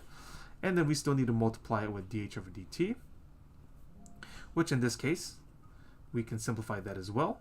Not 2, it's h over there, which is going to be a negative 1 over 10 square root of h. Now, this is going to be quite interesting because of the fact that we can actually cancel out the square root of h on the denominator there already with the 1 on the numerator. Okay, because that's being multiplied across each other. So would you look at that, we end up with just a nice whole a positive 1 over 200 as a result of this differentiation. Okay. Not so bad at all. That makes our lives a lot easier, because without, it doesn't matter what the height is, the actual rate on which the rate of change for the height, and that is going to be a constant. This is still greater than 0, so it's a constant increase. as a result of this. Okay.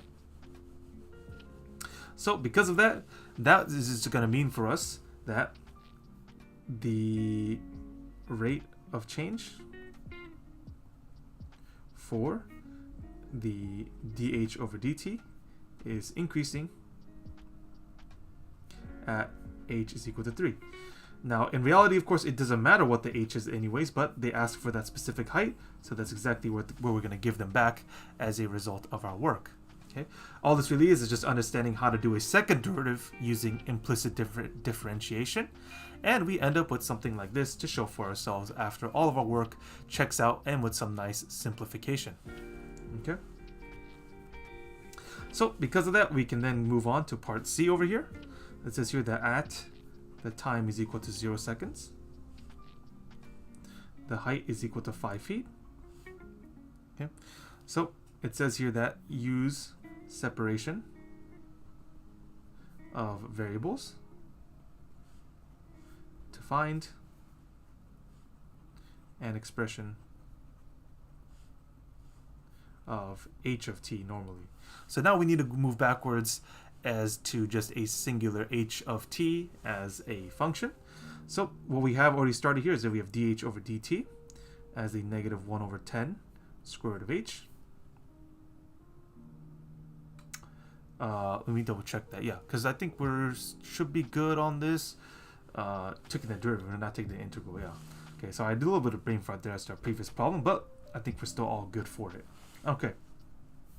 So again, they gave us already that h of 0 is equal to 5. That's the initial point they gave us. So with that, we can just do a very simple separation of variables here. So that means we have dh over square root of h on one side, and then negative 1 over 10 dt on the other side. Okay. So with that, we can then take the integrals of both sides. So dh over square root of h is equal to the negative 1 over 10 dt. Okay. So with that, we can run this through and we get the resulting. So the integral of this is going to be h to the negative 1/2 power as shown for that left-hand side integral, which means that we need to run an h to the 1/2 power as a result of the exponent rule. But then we need a solid 2 in front to keep track of that exponent coming down if we were to take the derivative of it. Okay. And have it equal to the negative 1 over 10 t, because that's just a simple constant in that, plus c as the constant of integration that we cannot forget because we are doing indefinite integration right here. Okay. So with that, we can go, before we do anything else, we can then solve for c, because that's going to be a nice constant that is going to be applicable to this. So with this, then we need to plug in for t going to 0 and h going to positive 5. Okay, so with this we get 2 root 5 on the left side, and then we get a 0 plus c, so c is equal to a positive 2 root 5 by itself. Very simple right there. So with that, we can then have 2 times the square root of h is equal to negative 1 over 10 t plus the 2 root 5. And so now we can then divide everything by 2 to isolate for h as its own function there.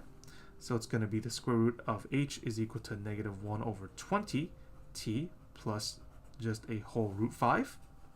Okay, and then lastly, we can square everything on both sides to make a match. So h by itself, h of t now as a function is negative 1 over 20 multiplied by t plus the root 5, all of this squared.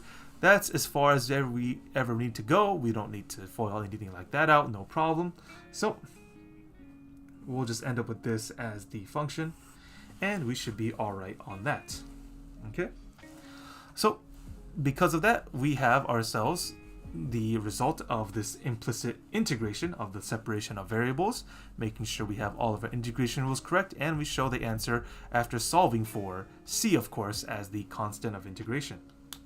All right, so that is all of question number 4 done. So we can move on back to the grading of question numbers 3 and 4, and we get to see how we are doing so far, if we have indeed redeemed ourselves from our few mix-ups we had on questions 1 and 2. Okay, so what we have here, we have question number 3, starting with part A. We ending up with the the separation of the limits. That's exactly what they're looking for, to show how we can solve for what they wanted with the integration from -6 to -2. Okay, so that's exactly what they wanted. Then by solving for the -2 to +5 integration by going through the area, us getting that actual 11 minus 9 pi over 4, that's exactly what the answer should have been. And then ending with what their target for -6 to +2 as 9 pi minus 4. That's exactly what they want as well. Again, theoretically correct. This shouldn't have been too hard, even with that little curl dealing with that circle being removed from the square. Just a little bit of geometry and algebra together with that spice on top for the calculus, and that is exactly what they wanted to give us full credit. Okay, so part B, we can use fundamental theorem of calculus by just simply splitting everything up exactly in that way that we did, so that we can go ahead and split it between the difference of those 2 points. And then by running it through, we end up with the last answer here as something that isn't exactly the way that it was supposed to be.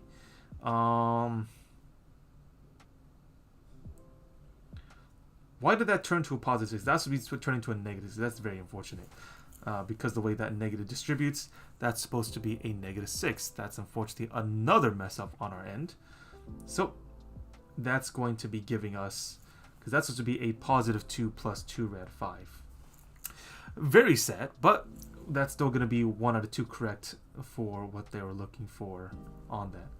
Again, we're having a little bit of shameful moments here with our ability to keep up with all of the things here. But that just goes to show that the work is extremely important to show that in that sense. Okay.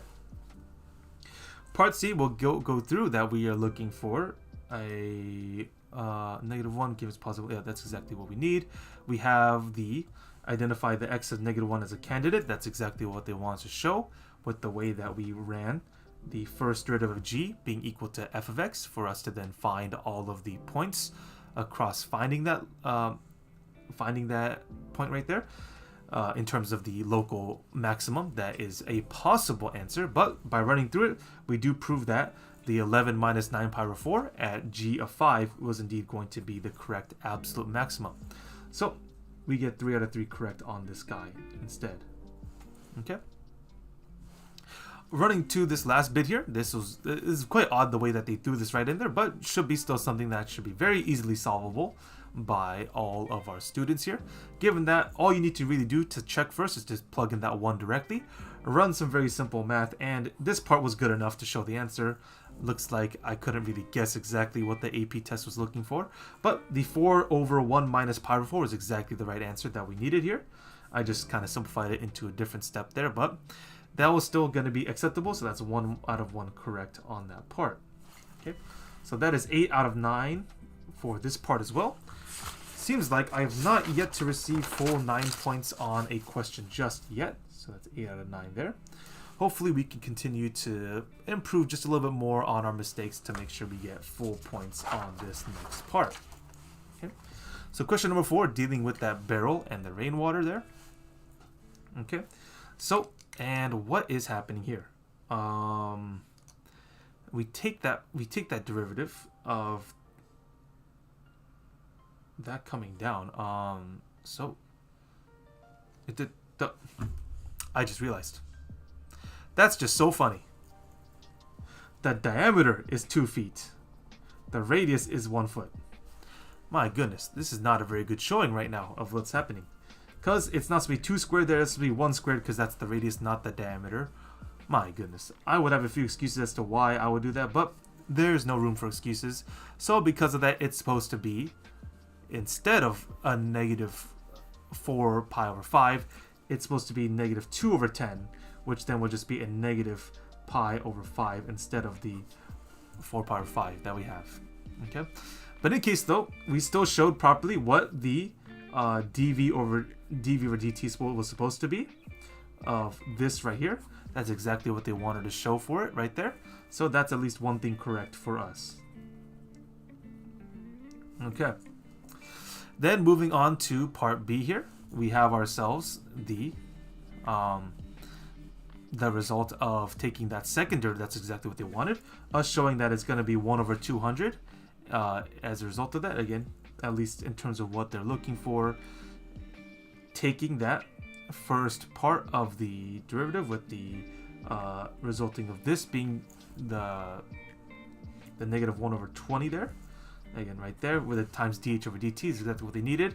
And then taking that, plugging for that second derivative, and simplifying it with the last answer there, showing that the rate of change is increasing at 3 feet. Was exactly correct. So all 3 points are awarded to us on this part of part B.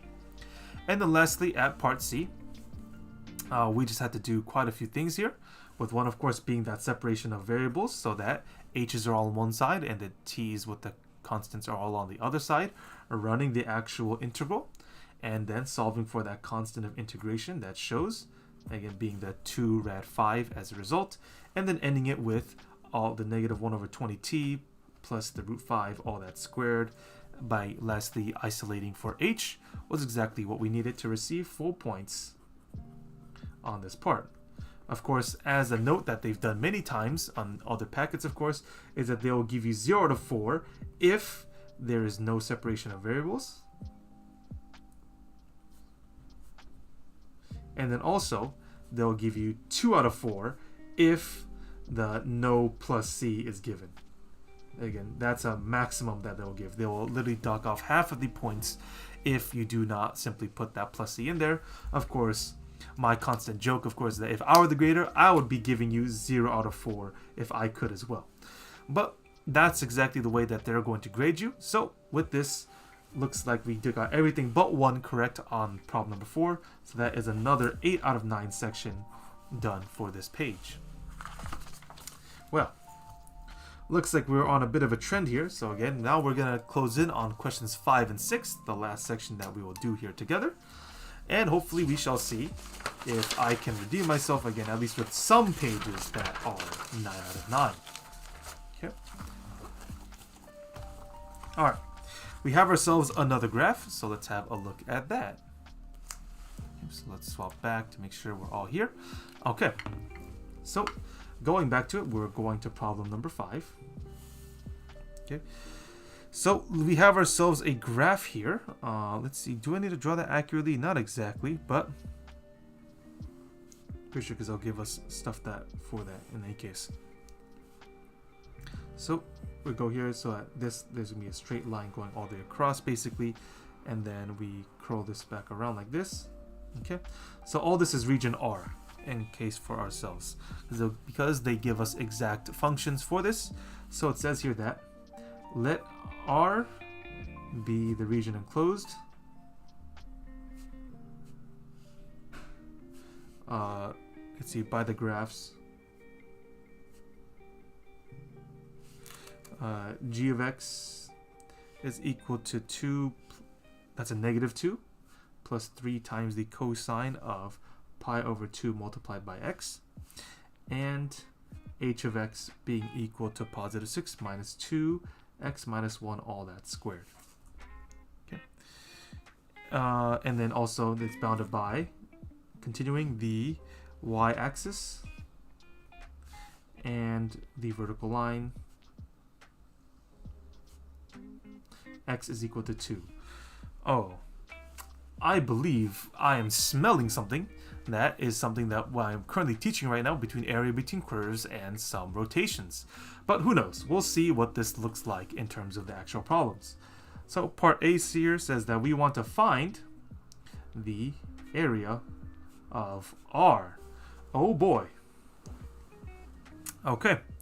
So with this, we can see here that given that we have a 6 as the starting point for this, 6 minus 2 times x minus 1 squared, that would actually be the top function as we start high and we're going lower after that. So that's going to be h of x on top that we can deduce. And then with the cosine function, again, it's 2 plus 3 times cosine, so really the maximum could only really go up to 5 at that point. But at 0, 1, that does make a lot of sense with negative 2 plus 3. So this is going to be g of x shown there on the bottom side. Okay, very good for us to have that listed down there. So let's go ahead and see what this looks like altogether. Okay, so for the area region of R, that just means that we are going from the limits of 0 all the way to positive 2, because that's the x equals 2 line right there for this. Okay, and that's going to be the boundary of this function. And so for that region, we'll describe it as simply the top minus bottom. Okay, and we can use dx without a problem to find the area between the two. So because of that, with that principle in mind, it's just going to be the h of x minus g of x dx, which we can just plug right in and we can solve by hand here. So 6 minus 2 x minus 1 all that squared subtracted by all of negative 2 plus 3 times cosine of pi over 2x. Okay, I kind of ran out of space there, so let's rewrite that just to make sure we're all on the same page. We can't have any discrepancies here. So again, the total integral is 0 to 2, 6 minus 2 x minus 1 all that squared. That's going to be the h of x function, which was on top of the region R. And then we subtracted by all of the negative 2 plus 3 times the cosine of pi over 2 multiplied by x. Okay, now all of this is g of x, the lower function of the two. Okay, then if we integrate it in terms of x, we can then start figuring things out for ourselves.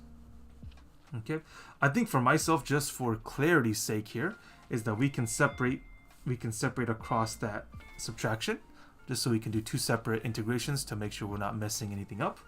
So on one side we have 0 to 2, and because of that we can then FOIL out the x minus 1 squared. So it's 2 times x squared minus 2x plus 1 dx, and we subtract it with the other side, 0 to 2, of the negative 2 plus 3 times the cosine of pi over x dx. Okay, so as a note, we get this from foiling negative 2x squared plus 4x minus 2 be underneath that. And so with that, we can then go ahead and start seeing what this looks like. I think with that, we can actually, no, that's an addition. Yeah, okay. So all this is going to be now added to that. So we can clean this up one last time as by adding 6 to this portion here, it's negative 2x squared plus 4x plus 4 dx. And then we can actually go about integrating the right side because that one's ready to go. So subtracted by all of negative 2x, and then cosine of pi. Why is it pi over x? What am I doing? It's pi over 2x. Okay. So with that of an integration of cosine, that just gives us a positive sign. So it's going to be a positive sign of pi over 2x. But because we are integrating, we have to keep track of all of the actual coefficients going into that. So because of that, we need to take that reciprocal of pi over 2, which will give us 6 over pi as a result, which should match up if we took the derivative of all of that again. And then we go from 0 to 2 as the limits of integration. Okay, so from there, we can then start going down another line of work here that we can now integrate the left side of the left integral now as negative 2/3 x to the third power plus 2x plus 4 going from 0 to 2. Okay, and then we subtract it now with all of this now, so going with the limits of integration starting with negative 2 times a positive 2, and then adding a 6 over pi times a sine of just pi, as we can simplify that on the sine side of things. Okay, and with that we can subtract all of the negative 2 times 0, and then adding with a 6 over pi sine of pi over 2 times 0. Okay, so thankfully because of that, all of this is already, all this side, the limit from the 0 side, because it's sine of 0, all goes to 0. So that's very easy to keep track of right there. And then sine of pi as well, that in itself goes to 0 as well, thanks to some easy unit circle recognition. So all we really have is a negative 4 as a result from that right side integration. And so let's evaluate the limits on the left integration now. So it's negative 2/3 multiplied by an 8 plus 4 and adding another 4. That should be 4x. Why can I not write things down properly? Okay. So anyways though, we just got to do a little bit of corrections there. So it's 2 times, that's really messy. Alright, let's try that one more time. So it's negative 2/3. We plug in the 2's, that would be a positive 8 plus a 2 times a 2 squared. Might need to refill, move around the ink there. Okay, so it's 2 squared right there plus a 4 times a 2, and then subtracting by 0 because all the zeros across all those x values will give us a nice 0 waiting for us. Okay, and then from that we should be able to go and make sure it's a subtracting of a negative 4 waiting for us on the right side, giving us a positive 4 waiting on that end. Okay, so this will be negative 16/3 plus a positive 8 plus another positive 8. Yeah, just to make sure, I'm just gonna double check all my work here. Yeah, okay, and then adding another 4. So as a result, this is going to be a whole 16 with a minus 16/3. Some simple fraction movement here. It will just easily give us a, with 16 and 16 times 3 of them basically is a positive 32/3. Adding another 4, giving us a nice 44/3 because this is going to be 12/3 adding in. Okay. So 44/3 will finally be the total area of all of that. Took a little bit of time, but it's just simple integration that we need to do just so that we can keep up with all the things going on there. Okay, so again, as a quick recap there, again, we're just doing some very simple integration going across here. We just split it up so that we can make sure we're not making any mistakes, but a lot of the zeros came out at the end, so we end up with a nice fraction of 44/3 waiting for us as an area between those two functions. Okay, so part B is going here. We have ourselves the question that region R is the base of a solid. Okay, if I can write that properly, so solid. Okay, it says here for the solid. Okay, at each x the cross sections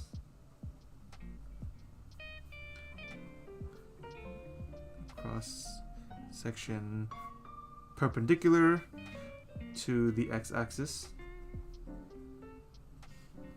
has the area a of x is equal to 1/x plus 3.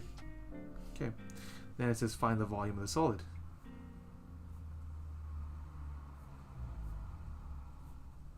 All right, this is quite interesting, a nice development of what we normally have so far, because instead of giving us any specific geometric shape, they literally give us an area function, which then we need to find the volume of the solid afterwards. Okay, thankfully they told us that we are perpendicular to the x-axis, meaning that we just need to go take the area integral in terms of x, so that's already nice. Okay, and of course we already know the limits of integration as well, because the graph already shows that we're just going from 0 to 2 for the full region of R, so we can keep that in mind as well. Okay, and so with that, we just simply need to plug in for this, given that we have the full area. So again, this is not going to be any sort of squaring or anything like that because they gave us a full area. In the case though, again, if it were a square, just as in a quick example here, again, the square was going to be that function, and then we square the entire thing, right? Because that is, in this case, that is the area of a square by that point. But in this case, because they gave us the full area already on its own, there's no other changes need to be made. So we'll just be running the integral from 1/x plus 3 dx. And then we shall see what each of them will be equal to. Okay, so we're taking the area, we're just adding up all the way across the entirety of that function. And that is all we really need to do from 0 to 2. So in this case, it will be a natural log of x plus 3. We just evaluate it from 0 to 2. So as a result for that, we can then go ahead and figure that out very easily as the natural log of 5 minus the natural log of 3. And that really is it. I think that was meant to be kind of a freebie. It is a little bit tricky for a lot of students that don't exactly understand how to find cross-sectional areas, but because they gave us the equation of the area to begin with, no specific geometry there, we just need to plug that in and we just go from there. Okay. So part C says that we need to write, but do not evaluate an integral expression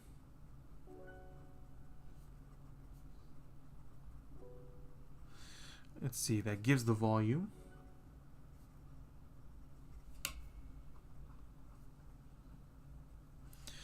of the solid generated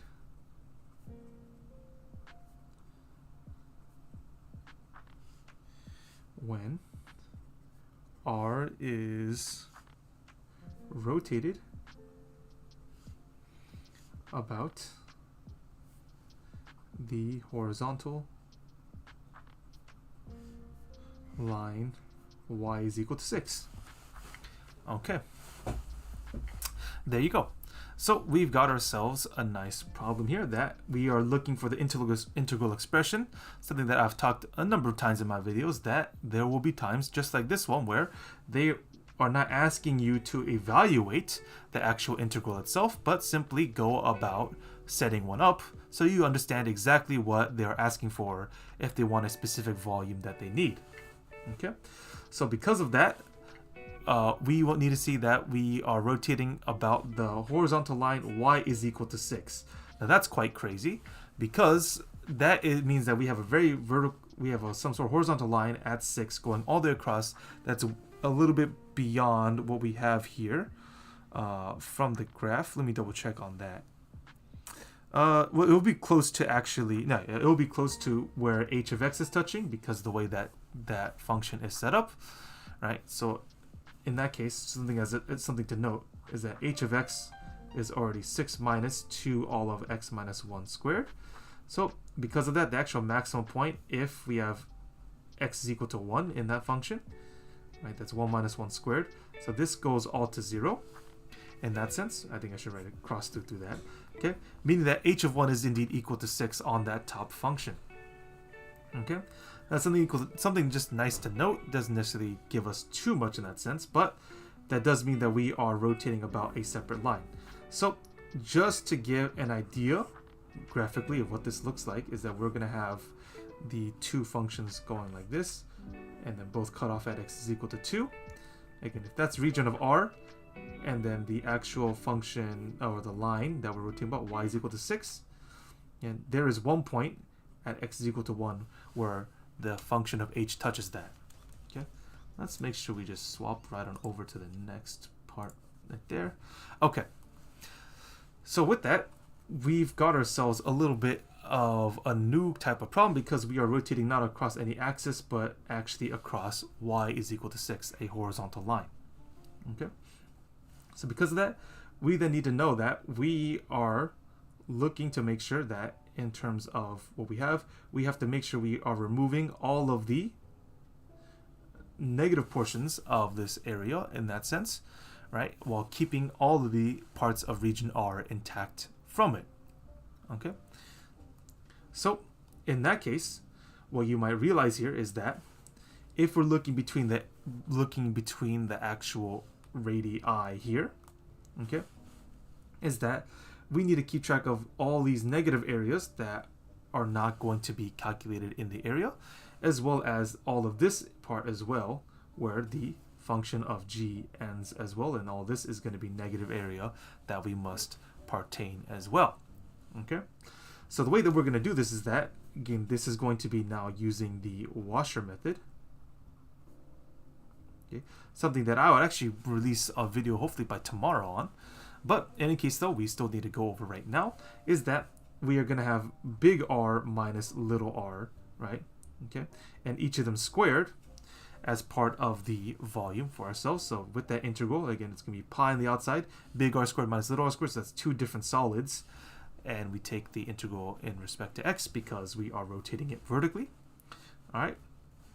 So in that case, we need to know, again, what the big radius and the little radius are to begin with, in order to then start deciphering how to put this integral together. All right. So the big R, again, is going to be the actual the larger distance, again, all going all the way from R positive 6 horizontal line, but if you can see, it actually goes all the way down to g of x. That's the larger radius between the two functions. So because of that, that's actually going to be a positive 6 as a total amount. But alongside of that, we need to still subtract it from g of x. Why, of course, is that you still need to keep an account of all of this negative area being taken into account as to be removed as you subtract it. And given that it's minus g of x, all of this negative height going down here, again, because it's subtracting g of x, those are all good to turn to positive values for our big R. So that's how that works for that guy. And now for the little r, as you can see, is just a very tiny areas between y is equal to 6 down to the function of h. That's going to be a positive 6 minus h of x. So that's how we can take away all those values from there. But then from that, we then need to continue to make sure is that, again, with the little r, again, the idea being that you might think that, oh, these are just, that's going to be very small then, right? Little r is small. That's kind of the idea, though, right? Is that we are subtracting little r squared from the washer method, which will then let us know that by subtracting only small portions, we are only subtracting the small ones that we do need to get rid of in terms of the actual function itself, to ensure that region R is all accounted for. Okay, so I think with that, we are just about headed our way out of here, because we can then set up as the pi on the outside from the same exact limits going from 0 to 2 for this guy, okay, which our big R is going to be 6 minus g of x, all of that squared, subtracted by 6 minus h of x, all of that squared dx. Okay. It's a little bit visual, but it still should be very straightforward as to seeing how we can make sure every portion of R is accounted for by going with this washer method. And then we just need to substitute in these last bits of the functions, and we should have everything set up the way they want to. So g of x is already stated as negative 2 plus 3 times the cosine of pi over 2x. Okay, so all of this now, so making sure all of that is going to be squared as big R, subtracted by little r, which is going to be 6 minus h of x being all of 6 minus 2 x minus 2 squared. Okay, but then all of that is squared in respect to dx. Okay, a little bit messy, but I think this is still very feasible for the AP graders to know exactly what we're talking about. So with that, that should be all that we need. Again, this can be very easily put into a calculator if this were a calculator section, but it's not, and they're not going to ask us to evaluate it as part of the problem. So that is part C, and that will do it for problem number 5. We shall see to what that looks like once we finish problem number 6 as well. Okay, so going to problem number 6 here, we have ourselves the parts right here that it says here that functions f, g, and h are twice differentiable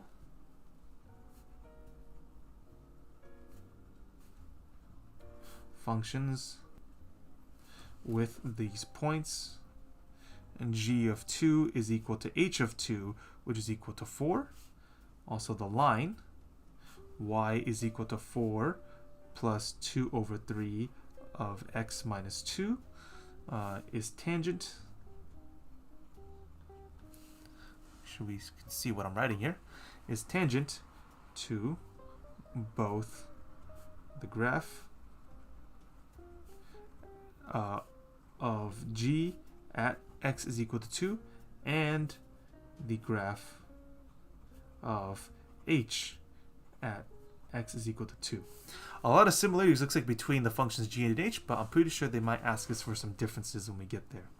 But still, well, that's the context to this problem, so they want us to find h prime of 2. Well, that is supposed to be quite easy, because with the equation of y is equal to 4 plus 2 over 3 x minus 2, again, this is the tangent line of h at x is equal to 2. That's what they told us at the beginning of the problem. Well, we can identify that this is going to be the slope of the actual equation as well, which in that case, that is already equal to h prime of 2. So we can simply write that down as 2/3, and that is part A. Very nice and straightforward if you know exactly what you're looking at, if they gave you a tangent line equation. Okay. Then going to part B, it says here that let A be the function given by A of x is equal to, let's see, 3x to the third power times h of x. Okay. And so now they want us to write an expression for a prime of x, and then also find a prime of 2. Okay.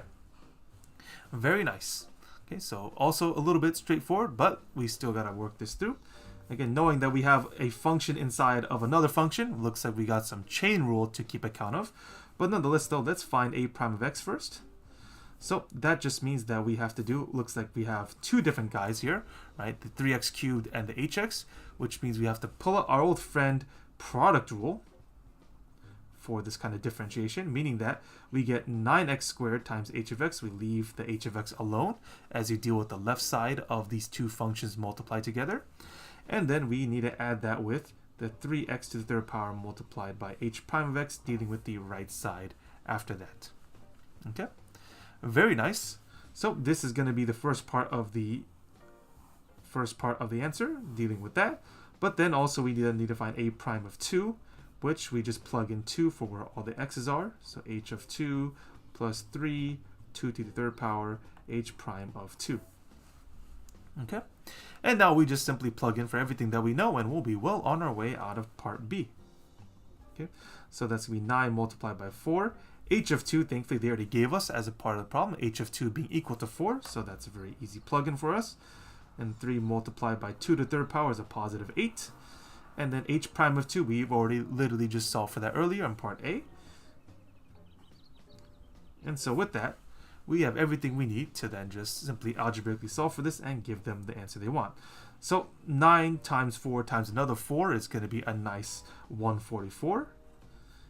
And then 3, 8, and 2/3. Thankfully, the 3 gets to cancel with the 3 in the denominator. That's very convenient. So plus of 16 gives us a nice 160 with the math all checking out. Okay.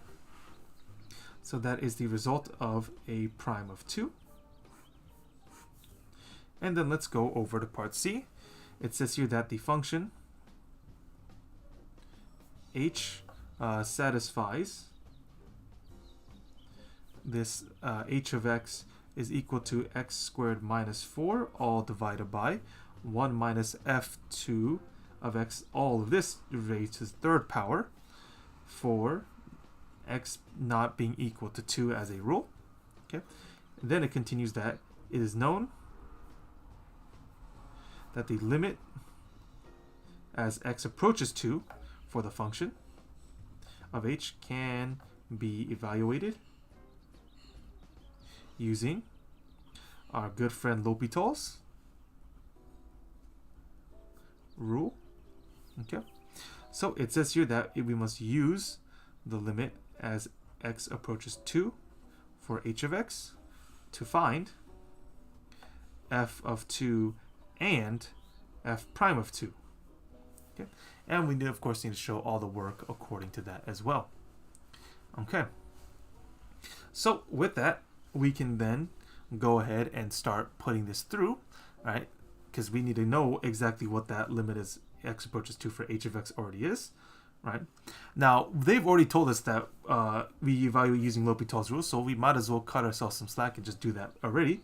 So the limit as x approaches 2 for h of x is already defined. That let's make sure we have that on our side of work. So f to the third power of x. Okay, but then they tell us that we should be using L'Hopital's rule, so we go and slap a L'Hopital symbol right there. Again, meaning that we will take the derivative of the top and the bottom separately. So this is not quotient rule of differentiation, but L'Hopital's rule is just a way to identify where limits are headed to by taking the derivatives of both the numerator and denominator of the fraction right there.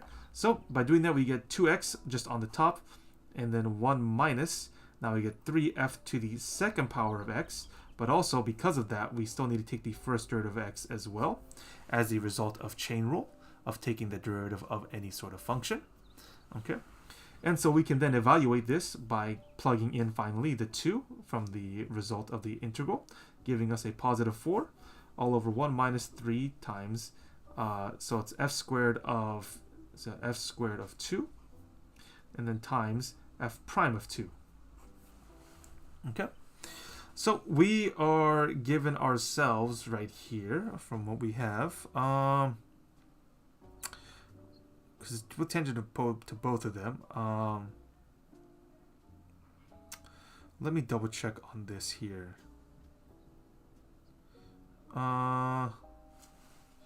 Yes, okay. Because the idea of being here that it can't, we can find things that it can't be equal to, but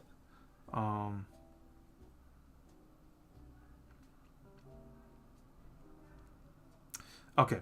But in any case, though, yeah. I do know what needs to happen, yeah, because the idea is that because this is for h of x, right? Again, we already know that the limit of x approaches 2, given that h of x is continuous, again, is going to be equal to h of 2 that we already do know, right?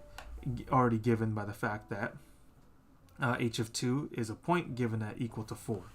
Okay, so because of that, we have enough to start looking at the way that these guys need to operate in that sense, because given that the first iteration of the limit as x approaches 2 of h of x, again, this first guy, given that we had to use L'Hopital's rule, that would show that this was going to be equal to an indeterminate form of 0 over 0 if we just plugged in 2's straight away. Okay, and so because of that, we can then go and easily solve for the actual result here. So because it's 1 minus f to the third power of 2 being plugged in there, okay, that will mean that just that for ourselves, f of 2 must be equal to positive 1 as a result of that, okay, giving us that indeterminate form that we're looking for. But also, because of that, we can then pick it up from where we last left off right here for the original function that we took the L'Hopital's rule for. So that's going to be 4 over 1 minus 3. Now, that'll be positive 1 squared, and then times the f prime of 2. And because we knew that this limit does have a result already of a positive 4, and that would then mean that from here, that 4 must be equal to a 4 over a resulting 1 minus 3 times f prime of 2. That's all multiplied together, so make sure we keep that grouped up where they need to be so we do not make any mistakes in our work. Okay. Now, something to keep in mind, of course, is that given that we have 4 as a whole number and 4 already in the numerator, and we already have a 1 in that denominator, all that really means for ourselves is that we can then swap those locations. So we have 1 minus 3 times f prime of 2. And all that must be equal to 4 over 4 if we swap around the way that the fraction looks like. And so with that, we can just subtract 1s on both sides. So a negative 3 times f prime of 2 must be equal to 0 as a result, just meaning that the f prime of 2 very simply must then be equal to 0. Okay, so with a little bit of additional rationalization, understanding how L'Hopital's rule is used, as well as understanding limits, this is the way that we get to concur that we are dealing with our two solutions of f of 2 and f prime of 2 as a result of what we needed. So as a quick recap here, given that the limit of the original function they gave us can be evaluated, again that's the word, can be evaluated using L'Hopital's rule, that would mean that we are dealing with an indeterminate form if we plugged in the 2 straight away into the limit. Okay, so with that we can then very easily solve for f of 2, given that both the numerator and denominator will go to 0 as an indeterminate form, which then allows us to use L'Hopital's rule. So we found that first part. Then by actually using L'Hopital's rule of taking the derivative of both the numerator and denominator of the limit to determine where it's going, then we can go and plug in everything we already do know to then decide where the limit is actually approaching. Okay, so because of that, we then have our 2 resulting answers, and that'll be it for part C. let's conclude this with part D, and we'll see how well we've performed across the entire packet. So it says here on part D that it is known that g of x is greater than or equal to h of x, which for x being in between 1 and 3. Okay, it says here now that let k be a function satisfying g of x being less than or equal to k of x, so it's between those two, of h of x for that same interval going from 1 to 3 on the x. Okay, now they're going to ask, is k continuous at x is equal to 2? And we need to give a reason for that. Okay, so we have ourselves this nice in between here, between the two functions, given that k is in between the two of them. Okay, so given that, we have the idea that f, g, and h are all differentiable, twice differentiable functions across the exact points. We do know that g and h are continuous, again from that 1 to 3. Okay, meaning that of course that g and h are continuous at x is equal to 2. Of course, given that we have all those points already lined up for us earlier. Okay, so given that they are asking if k is continuous at exactly a given point, and also because of the fact that k, again, we said that k was in between g and h, we have one theorem that comes exactly into mind to confirm that even though we don't know a function, although we don't know the exact values of function, given that it's always going to be in between a larger and lesser function, again, these are both continuous, again, across the entire interval that we're looking for, we have a one theorem that is not very used very often, but is very helpful for us, something known as the squeeze theorem. Okay. Given that because k must be continuously always in between g and h, again, it can't jump out of it, otherwise this statement wouldn't be true, is that given that it's in between two continuous functions across the entire interval from 1 to 3, as is being shown with the beginning of the problem, the squeeze theorem will confirm that k is continuous at x is equal to 2. And that should be enough proof as it is. Again, the idea being that if we have g and h, right, so g and h, again, in that case, okay, and then because g and h actually also at a certain point, right, so this is actually not a very good drawing, because the idea is that g and h actually touch, so g and h, right, remember, at the point that they told us earlier at the beginning of the part, is that g of 2 is equal to h of 2, right? They both have the same result at 4, so they both share a point, right? So given that, k is something that's, let me see if I can change the color of that real quick, just so it's very, very clear as to what we're looking at right here. So given that, k is right in between both of them, right? So k of x is in blue, okay? Given that k is in between both of them the entire time, and g and h will actually touch together at x is equal to 2, and given that we're looking between the bounds of 1 and 3 that they're asking for, right? Again, it proves that k must be continuous all the way through because it can't jump out of the way to make that statement false, given that k is in between g and h. So that is a nice use of squeeze theorem. Not used very often, I would admit, in terms of AP Calculus, but still something that is good to know to prove the continuity of a function that's in between a larger and lesser function that do share a point. Again, the idea is that it does squeeze it. It does force k of x to match through the same trend that those two do, confirming that it is continuous through those points. All right. So with that, that will conclude all of the questions. Let's go and see how well we've done across these last two questions, 5 and 6, and we get to calculate exactly how well we got everything through here. Okay, so let me make sure we have everything set up here.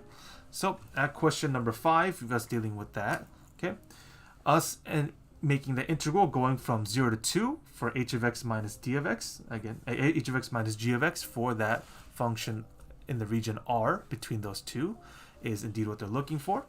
Then running the actual, wow, they're very specific. They wanted you to run the actual integral for the cosine itself. So giving us back to the sine, this guy here, the 6 over pi times sine of pi over 2x. That's actually one very specific thing they want to make sure all the students understood.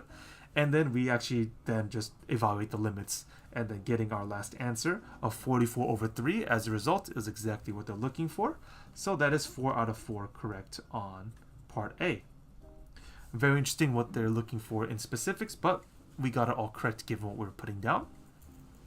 Then going to part B, we have the actual area there. Again, the idea being that setting up the integral of this right here, of just going from 0 to 2 for a of x dx. That's exactly what they wanted to see, for people to understand how to find a volume from an area function.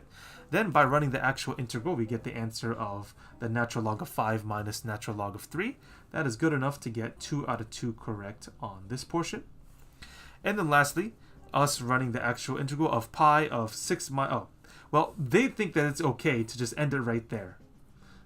We're just leaving as g of x and h of x in terms of, again, understanding what big R squared is and little r squared. But I substituted them anyways just to make sure we had everything good, to make sure that we understood what exactly was going to go into the calculator if we were going to do something like that. But the limits and the constant of pi is very important for them to check on you for. In terms of form, again, keeping as big R squared, little r squared, that's another point in which they're looking for as the way to form that sort of integration. And then the actual integral itself going all the way across will then give you 3 out of 3 points correct. All right, finally, that is nice, at least to know that we got finally one problem, problem number 5, with 9 out of 9 correct. Okay.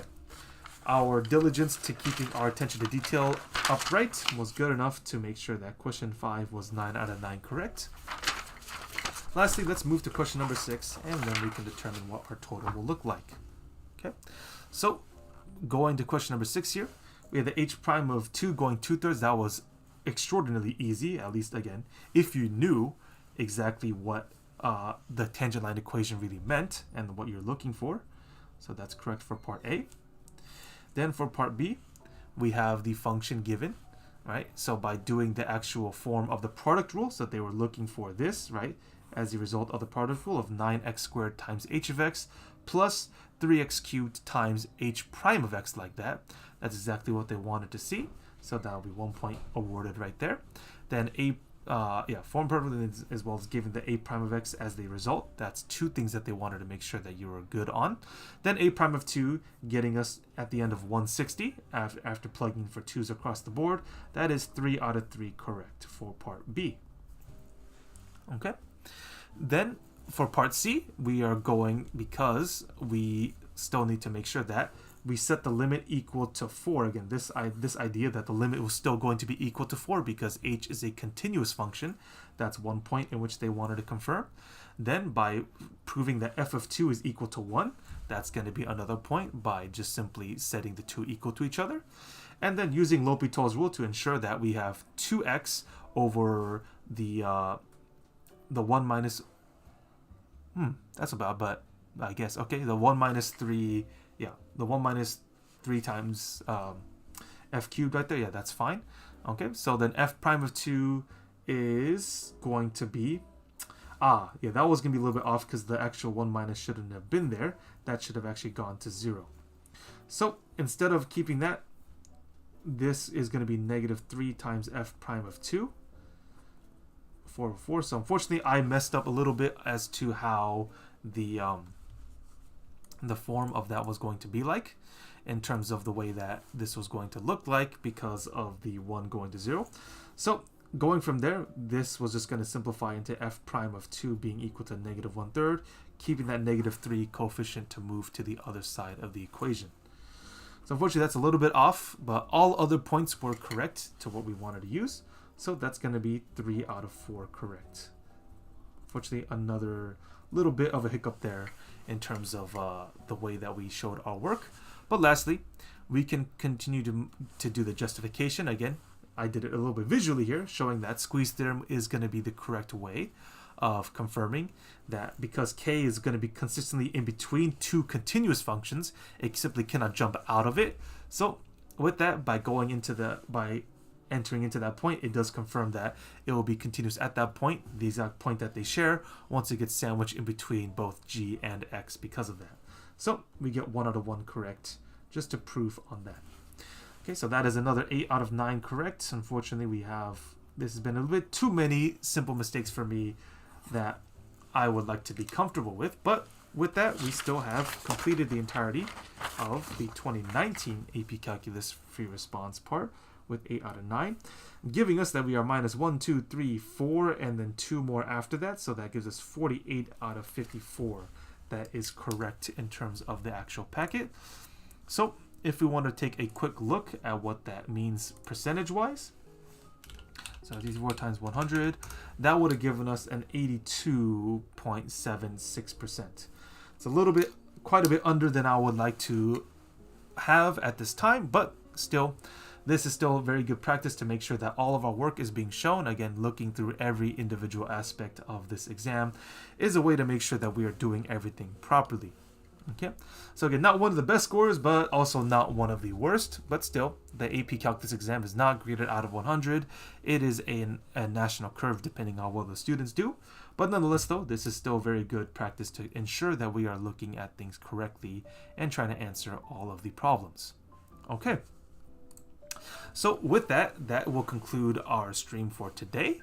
Again, the way that things work here is that, yeah, we get to keep this stream going depending how many people ask their questions, and either it will be sent through the email as shown with the labcoatmath@gmail.com or anything entered into the chat. So we'll be back again on Thursday with another free response section, and hopefully from there we can continue to improve the way that we settle our work and our mistakes to make sure we are doing the best that we can on that upcoming exam. Alright then, I think that will do it for today, and so with that, again, we'll continue to put our videos up. We should be answering another email question tomorrow by video, and from there we will be going back live on Thursday. So, we hope you all have a good one, and we hope to see you next time.